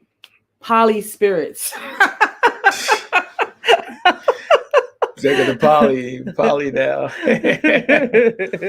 Yeah, yeah. um, I would like to throw something out because we again we what's this the title of this? Demons, Jinn, What do you see and there? more. That's the topic of Oh, you see it up there. yeah. I see it there. So like um people. All right, left hand. Let's take the terms left hand path and dark and occult. Like, what does this mean to you? Like, this. What makes something left hand path? What makes something occulted Oh, that's or a rabbit or hole. perceived as dark? Like, think about that for a second. Like, why is this certain books, traditions, philosophies, thoughts, perceptions dark or left hand path? Like, from the right hand path or the middle way or whatever the case may be. Like, Well, what think about like I like a philosophical question, like um because like looking at it as a philosophical way, um I think that's like a it's that's a historic, it's a political, it's a um a religious connotation that would even make something like that. Like, really, it ain't that. It's something that's different or other than somebody's religious, whatever. That's something like if it's against Christianity or a certain Abrahamic thing, it's well, they considered bought it from pagan. India. It's an actual term in India that's used. Right, right. So it's like a lot of that. Like I'll take the term, because I'll say, okay, it's to just describe to somebody, oh, left hand path, Give you dark, them an yeah, yeah. overall But I don't understanding. believe that is that. I just believe that it's anything that is so like some deep Indian wisdom that I'm not getting over here in the West is going to seem left hand path or occulted to me in the West because I don't know about it. But them in India, they probably been studying for the last 5,000 years and they know about it well. So, but it will be considered dark to me. But there's a philosophy. The philosophy is if you are right hand path, that means you are like looking outwardly for like your answer. You're not working on yourself, like your ego, Ah, right, right, right. right? Okay. So there's left You're hand looking path. for you're looking for the deity like you want to go to the priest to absolve your sins Okay. because only he could do it. I'm Okay. just, I'm just using that as an example. But like the more left hand path philosophy is, Well, I mean, um, I know I study philosophers like I consider Nietzsche, Machiavelli, yeah. Look at you. these You study all the they would be considered dark right. philosophers, They are or left hand path philosophers. like their Yeah. philosophy is really like it's about a lot of self um directed work, relying on the self, depending on the self, not depending on anybody, going within to find your answers, and they again they resonate. They actually get their philosophy from the Indians, the Vedic, the Eastern, Well, the Buddhism, and the different techniques to uh, find answers. Go within, like and I think meditate. also too, it's just in conversation. You need to know how to like. You're gonna talk to this person, right? If someone comes up to me and I tell them I'm left hand path, they're not going to discuss certain things with me. They're going to Right, know, right, right. okay, I know what this conversation. You know what? But that would be their fault in thinking, right? Because I talk about all things, right? I'm dark light. I talk about all things, but I wanted to. Go There was ahead. a question. What was this question here?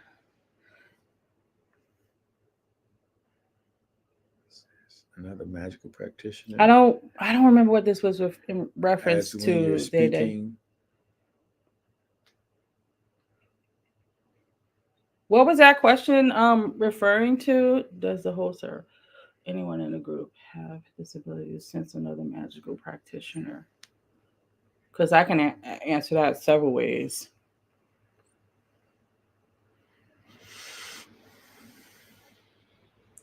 Um, well, if it's what I'm thinking, um, me personally, I can 100% um, sense someone's energy,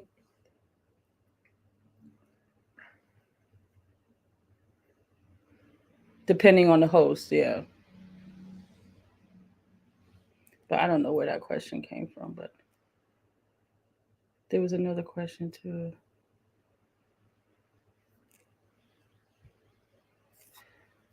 Who's finally getting your hands dirty in spirit work? Conjuration, do you have to fully believe in them or have a full grasp on the spirit in order for them to be conjured? Um, I'm gonna say I would think that would be a good idea to be fully understand what it is that you are trying to conjure, because that's where you could get into trouble. But there's only right because when you conjure certain spirits, you learn more. Right? There's always more that you can learn, but having the basic understanding of what it is that you are conjuring for sure. And do you have to fully believe in them? Yeah. Why would you conjure them?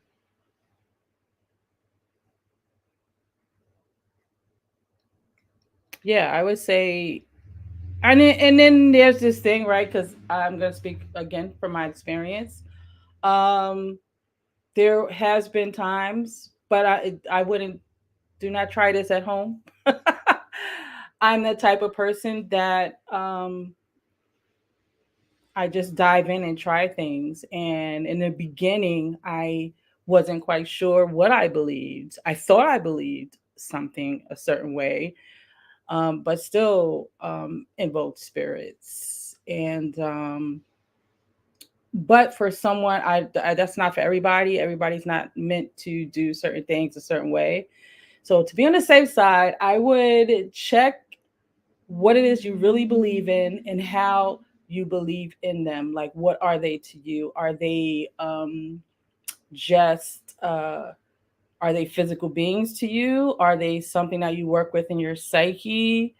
I would first make sure you understand what it is they are so that you can believe in what it is that you want to conjure.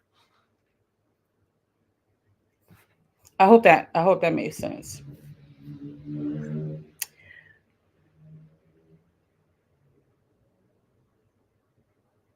Experienced practitioner to conceal their talent with glamour.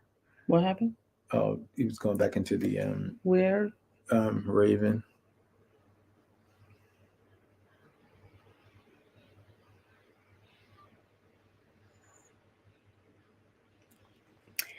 Yeah, I agree with that. I agree with that. But there's always this signature that they even in that they give off with that glamour, right? Oh, I love Nietzsche and Machiavelli. Telling the hard truth. Blavatsky limited perspective assumptions I think inform the modern. Yeah. Yeah, yeah, and that term actually is from Tantra in India. I forget the begins with a V. I forget the name, but it is a term brought over, right, from Blavatsky through Tantra practices um, over to the West. Yep. The So, Theosophical Society. yeah.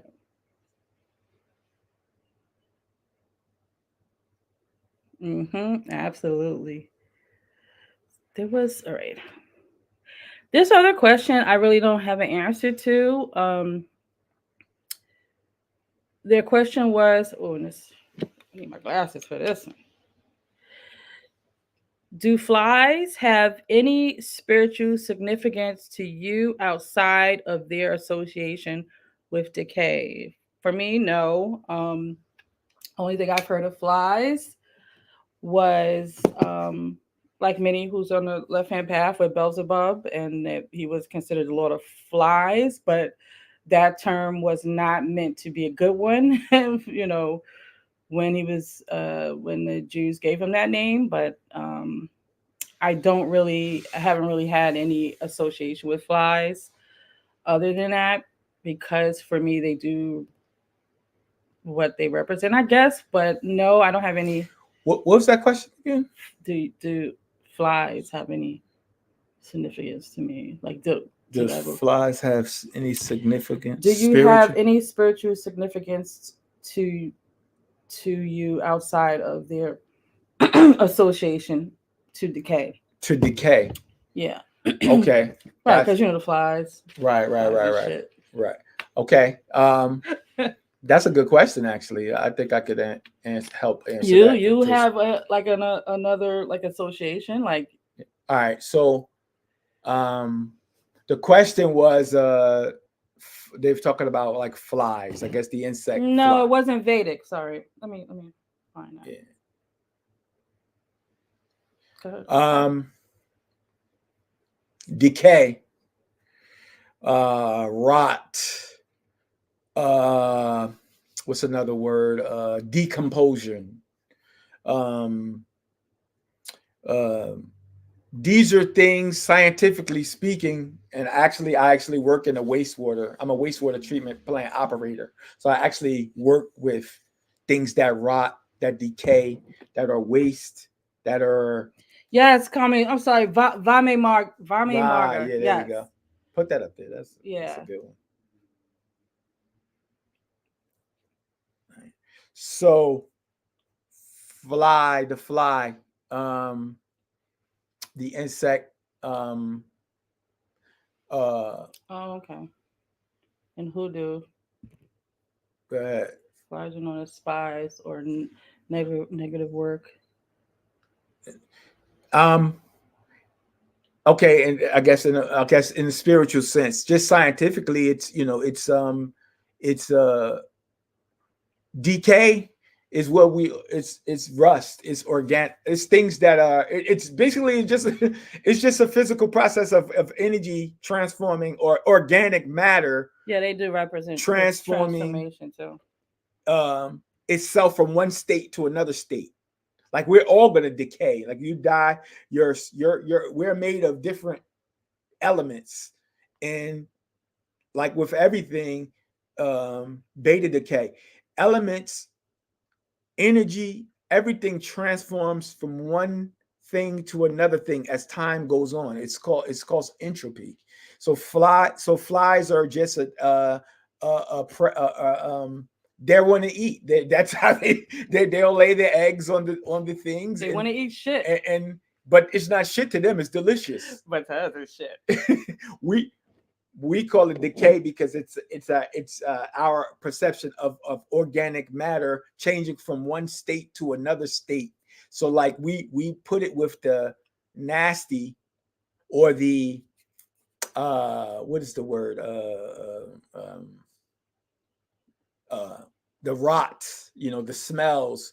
But a lot of They this have stuff, their purpose, right? yeah, a lot of this stuff it's to be understood. It's it's the way you look at it. It's what's been taught to you. You look at it as it's just organic matter changing from one state to another state, which will happen. You put an apple out and let it sit, and you'll see it just start to decay and stuff.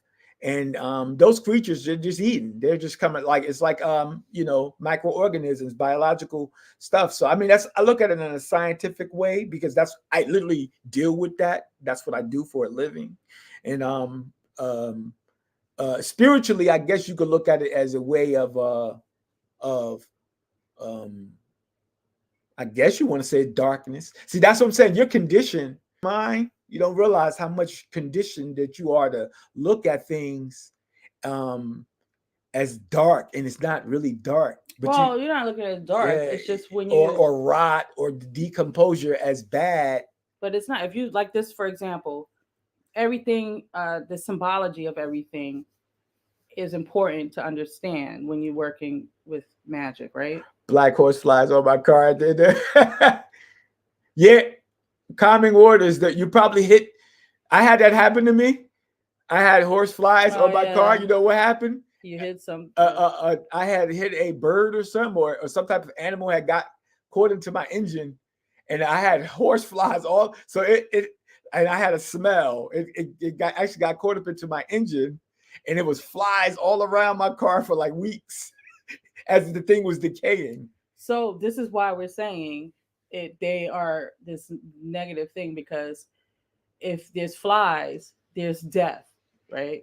So there's some decay. So that there's, it's like if you see flies like this in the hoodoo, if you see flies, right? Negative work has been placed on you. I can see that. Or some shit has been placed. Somebody smeared some shit and throw it on you.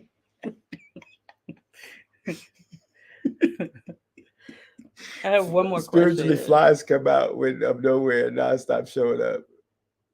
It goes in out of odd places. All right, let me do this. This last question here. This was a question that was asked under one of my videos, but I wanted to because I needed to answer it, speak it instead of typing under the comment.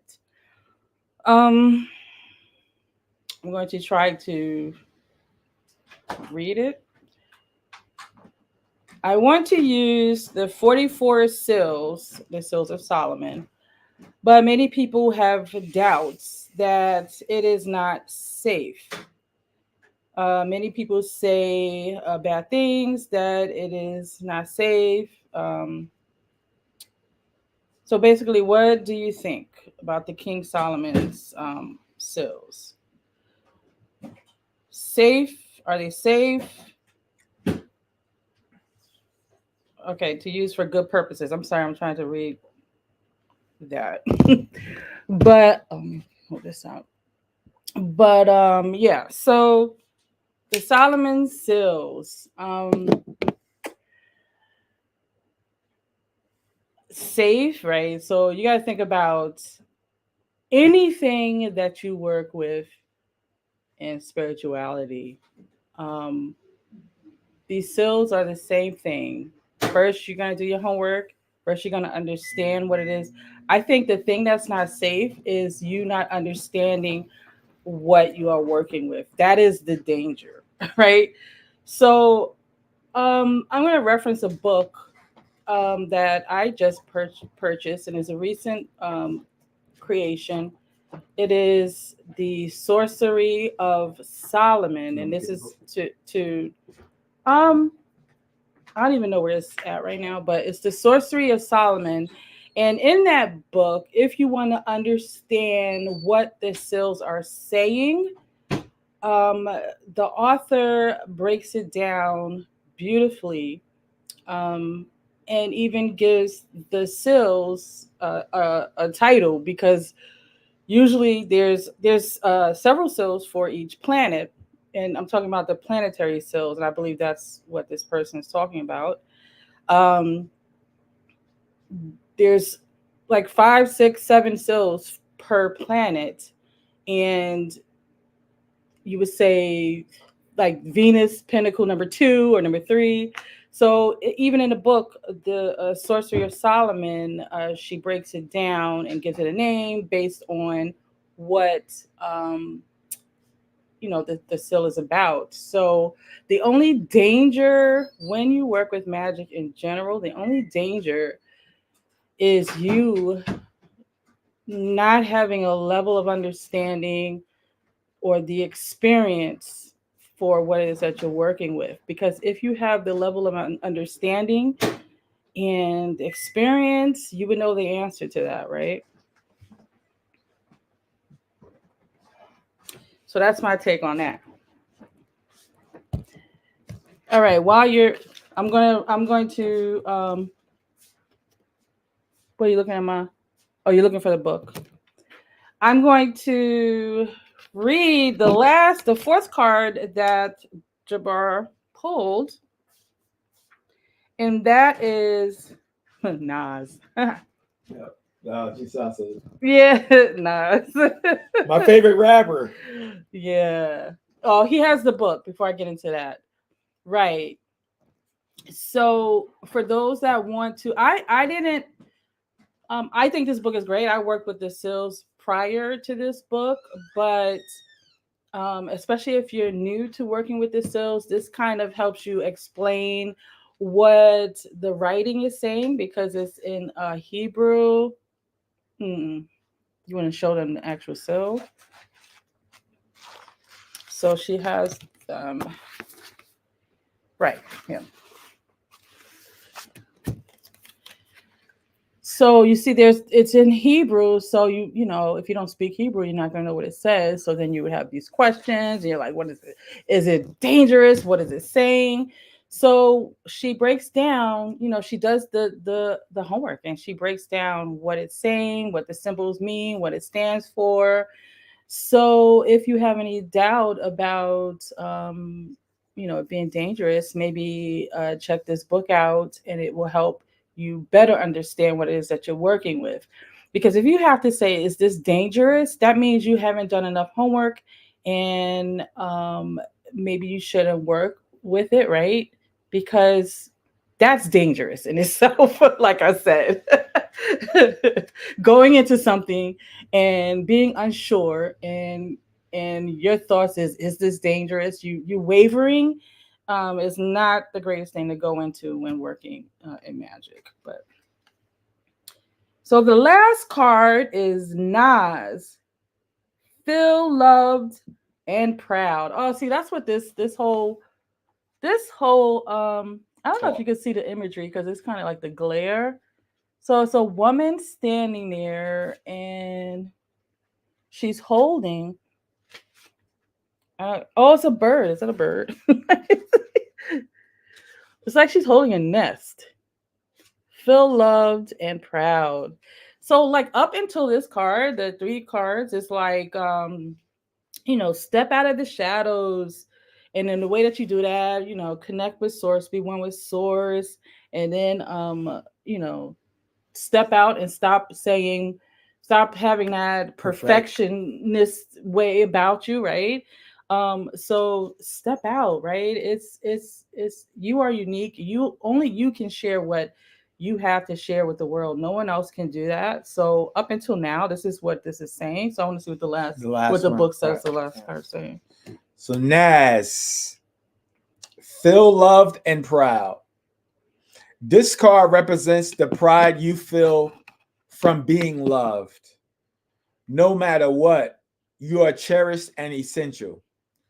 You will always be loved by the universe, by the god or goddess of your understanding, Mm. and by creation. That damn, that just Yeah, answered. that. Wow. You are loved. All right. You got caught up. You lost your spot. Okay. Whatever happens, Oh, she's trying to make you cry. You are loved. whatever happens in day to day ebb and flow of physical existence, by virtue of your birth, you are loved, you are supported, you are wanted, you are part of the universal expression of life. Its greatest accomplishment, its greatest pride, its greatest joy. Feel proud of the fact that you are you, a living miracle. Sing your song. So that's, I Oh. guess that's the culmination of all this Yeah, talk. yeah. So it's like this message is, many of us doubt our who we are, and sometimes it's quirky, unique, and different from maybe what we see other people being and doing. But you are the way you are for a reason. And a lot of times, I met this young brother the other night, and Spirit Yeah. told me to tell him, because he's been like dumbing himself down because it wasn't cool to be, the way he was, like his star seed state of mind and his intelligence. It wasn't all of the way that he was. He felt it wasn't cool. So he kind of dumbed himself down, which diminished who he was, right? So he couldn't really be himself. So this is a heavy feeling when you can't be yourself. So this is saying for whoever this is, could be all of you, some of you, but step out of the shadows. Share your love with the world. Share your love with us, right? You may have something that some of us need, right? Each of us are unique, like I'm saying. So it's like this is a great message. So yes, it's summing it up by saying you are loved, right? So right, full circle, love it, exactly, exactly. And yes, if you are the person that asked that question, I did just talk about the Sons of Solomon. So when you do the replay, uh, I actually reference this book here so that you can take a look at this book. It is a tremendous help with understanding the sills. And I mentioned that it is only dangerous if you go into it with the lack of understanding of how to work with them. So yeah, I suggest that book there because it gives you more information. But yeah, definitely check out the replay because I did just talk about it. I like the shadows. Yeah, I calming waters. I can tell you, I love the shadows 100%. People throughout my life is like be trying to push me out of the shadows, like to get me like to talk or do. I trust me. I love the shadows. I was even called. We were in one time. I was in a coven and we had divination night. So we would, just do divination, practice, do it. And one the guy sitting next to me, he was a coven brother, he said the spirits were saying, because he did a reading, he said the spirit said, this message is for the quiet one. Everybody turned around and looked at me. So trust me, you know, I understand that all too well. Can you believe she's the quiet one? I am the quiet one. Yeah, yeah, yeah. And it's a bit, I've gotten comfortable over the years on YouTube, in front of the camera. but I still battle with um in person, like that on stage. When you hand me I could be totally fine. We could be standing here talking, but if you call me up to the front of the room and hand me a mic, done. I'm done. I can't see what's going on. I think I black out. I don't know where I'm at. I'm done. I'm totally done. But so I totally get that. One hears best when one is silent. This is true. I hear a lot. I heard a lot. Yep. Yep. Yep. Yep. This is true. Some people don't know when to be quiet, right? But yeah, so that is all the questions that I had gotten. And yeah, I'm glad you pulled that book out about the Jinn, because I'm actually going to look at it myself too. Because I don't know if she's still on here, but uh, the young lady that was on here, Maze, who is one of my daughters, she actually helped me realize that what had presented itself to me one day while I was sitting in the room was a Jinn.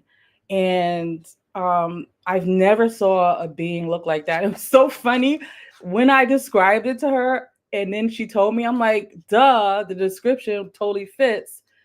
But it was a tall, very tall, and it's funny, but like you think of the smokeless fire, it was like this dark gray, almost like, you ever see these pictures where they draw this person, an image of this person, and the cosmos is inside them. So it's like this dark, like the universe. But anyway, like it was standing there staring at me. I remember I'm like, it was just at the doorway, and it had like these big ears, bald head, and it was so dark that the whites, all you saw was like the whites of his eyes just staring. But when I described that being to my friend May, she was like, "That was a Jinn." And then, right as she's saying it out, the words out of her mouth, it all like replayed and was like, "Ah, yes, that was a Jinn." So that was like my first encounter with a Jinn, and I don't know what we were talking about, but I forgot whatever I was doing a few days before that or that week was the reason why it showed up. But I'll have to recount that. I don't remember. I wrote it down. But yeah, so I had an encounter with a Mm, Jinn. I don't know what kind it was, who was, why it showed up, but yeah. yeah. But it was another interesting thing they were saying about this book, getting back into the Jinn subject. There was like, and Mays was saying it earlier, like, so like it was saying that like, okay, like certain spirits are like, I guess in a way, like they're in certain regions of the earth. Like they were saying, like Oh yeah, that's. in Ireland, Mm-hmm. you would see more like fairy, or you would see like Mm-hmm. different like beings, leprechauns, whatever case may be. Um, uh, and it says like every like different spirits or whatever, like More like native to the yeah, are land. native to the land. So like like the Jinn come out of the east, the Middle East, you know, the Asian continent. You heard a lot of stories about that, about Jinn. It was saying that in this book as well. Like, so like you just said, okay, we're in the West, you were in America, North America, but you saw Jinn, and they're more uh this is more a lore that comes from the Middle East and Africa and Asia. Um, um, but why are you seeing that here? You know what I'm saying? So like, I I I um I would attribute that to the fact that It um was something I was doing. I can't remember. It was something that I was doing. yeah, you were Oh, opening up you were trying to get to your lineage, your your past of your DNA. I don't Uh, know if it was something, a ritual I did. I don't know. I remember. I or don't you're remember. learning about that, and I think like that's what I'm thinking. Like a lot of um that can be opening up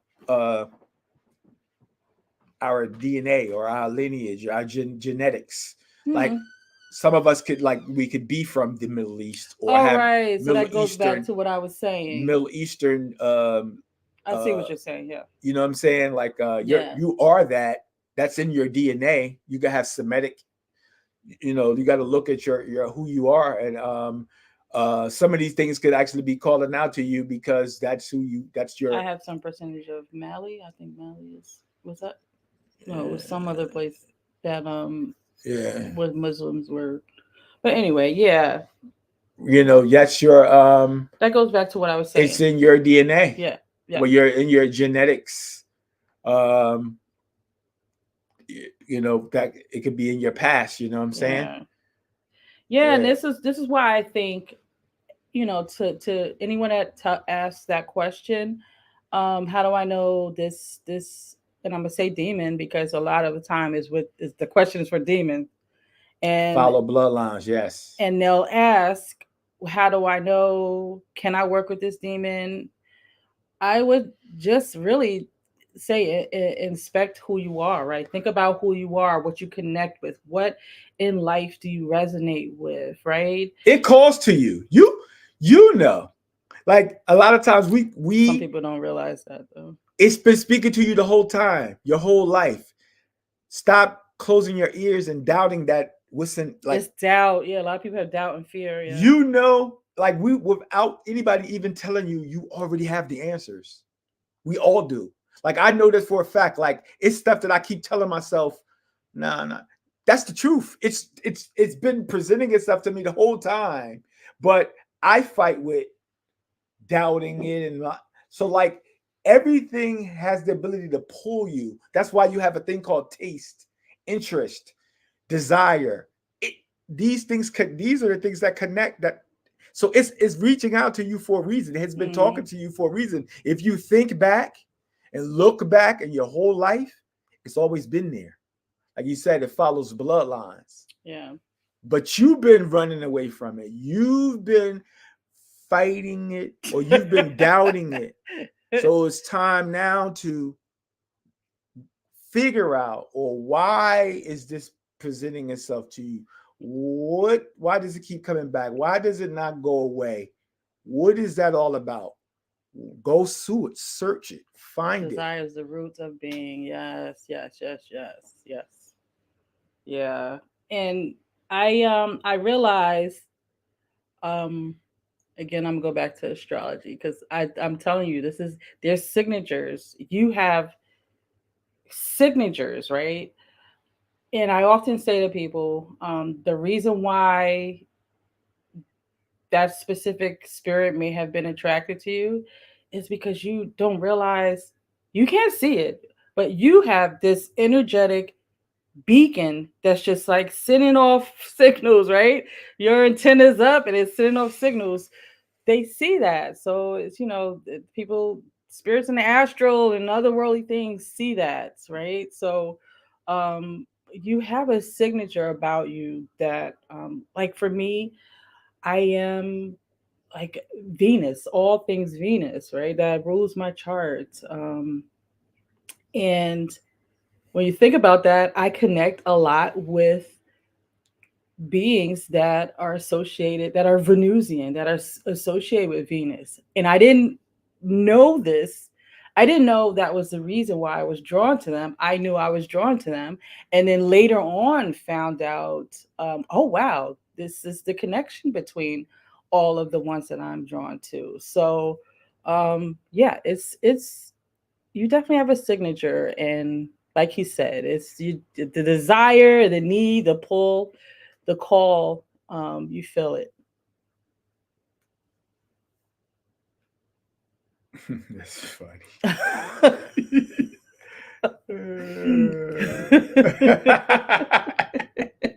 That's funny. Common waters. So are you, I bet at the time you were like, oh my gosh, this is the devil taking, I'm going to hell, right? Coming out of Christianity. I love dragons. I love dragons. Yes, Yes, yes. yes. 100, 100. Yep, yep. It's one of the oldest. Yes, ancient wisdom. Hmm. Yeah, I had many dreams coming out of Christianity. Trust me, I was running from a lot of things. And I don't know, we'll probably be getting off in a minute, but I want to share because I feel like this is for somebody, but I want to share this dream that I was, it wasn't as more than a dream. I was in the astral. This would be this recurring uh thing that would happen to me. I would go into the astral, and periodically I would be chased by this bear. And it would be like this, not a black bear, one of these big grizzly bears that be up in the mountains, the big bears. um I would be each in the astral would be different places, but it would always be me running, trying to get away from this bear. And it was the last time, the last one that I had, and I haven't had any since. It was the last one that I had that for some reason, I guess something was awakened. I had maybe did some shadow work and worked through some things that I was able to see that this bear was my spirit animal and it was there to protect me. And I realized that when the bear, I'm in this house and the bear's outside trying to get in.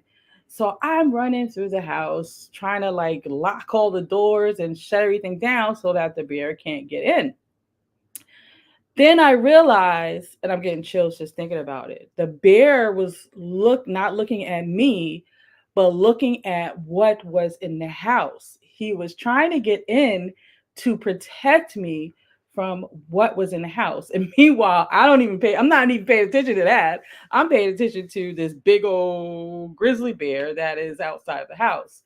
So when I realized that, like, oh, it it it didn't demystify it, kind of took, it wasn't scary anymore because I realized he was there to protect me. So maybe that dragon was there showing up like, okay, now she's out of Christianity, now we could come in, swoop in, and kind of share some ancient real wisdom with her, right? So that was my bear story.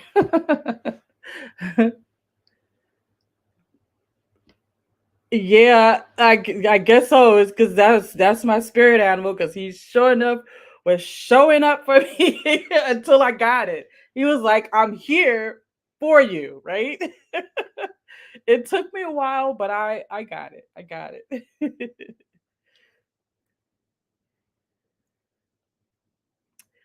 All right, so it's as usual. Looking at the time, I'm realizing it's over 2 hours.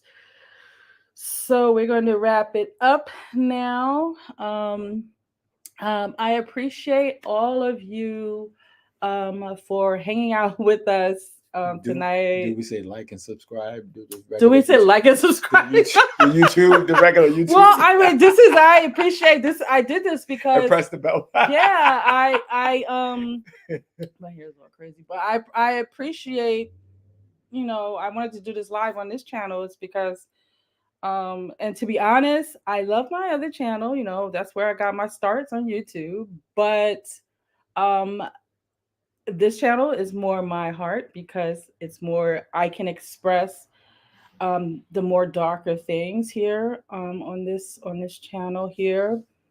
Thank you, Raven. Thank you for joining us here with your wisdom, because you pack with wisdom. Right. But yeah, so I enjoyed this. Thank you all for being here. Gonna do some more. I'll get deeper, deeper and Yeah, darker, yeah, because we yeah. can do that here. We can do that. We can get some real deep We conversations, ain't even right? started yet. No, no, we're trying to be nice, but This was the surface. We could get real, real deep. indeed. Thank you. Thank you. Thanks for being here. All right. So I always say until the next video, but until next time we chat or meet or um we love you all and into the shadows. Bye. In the stream.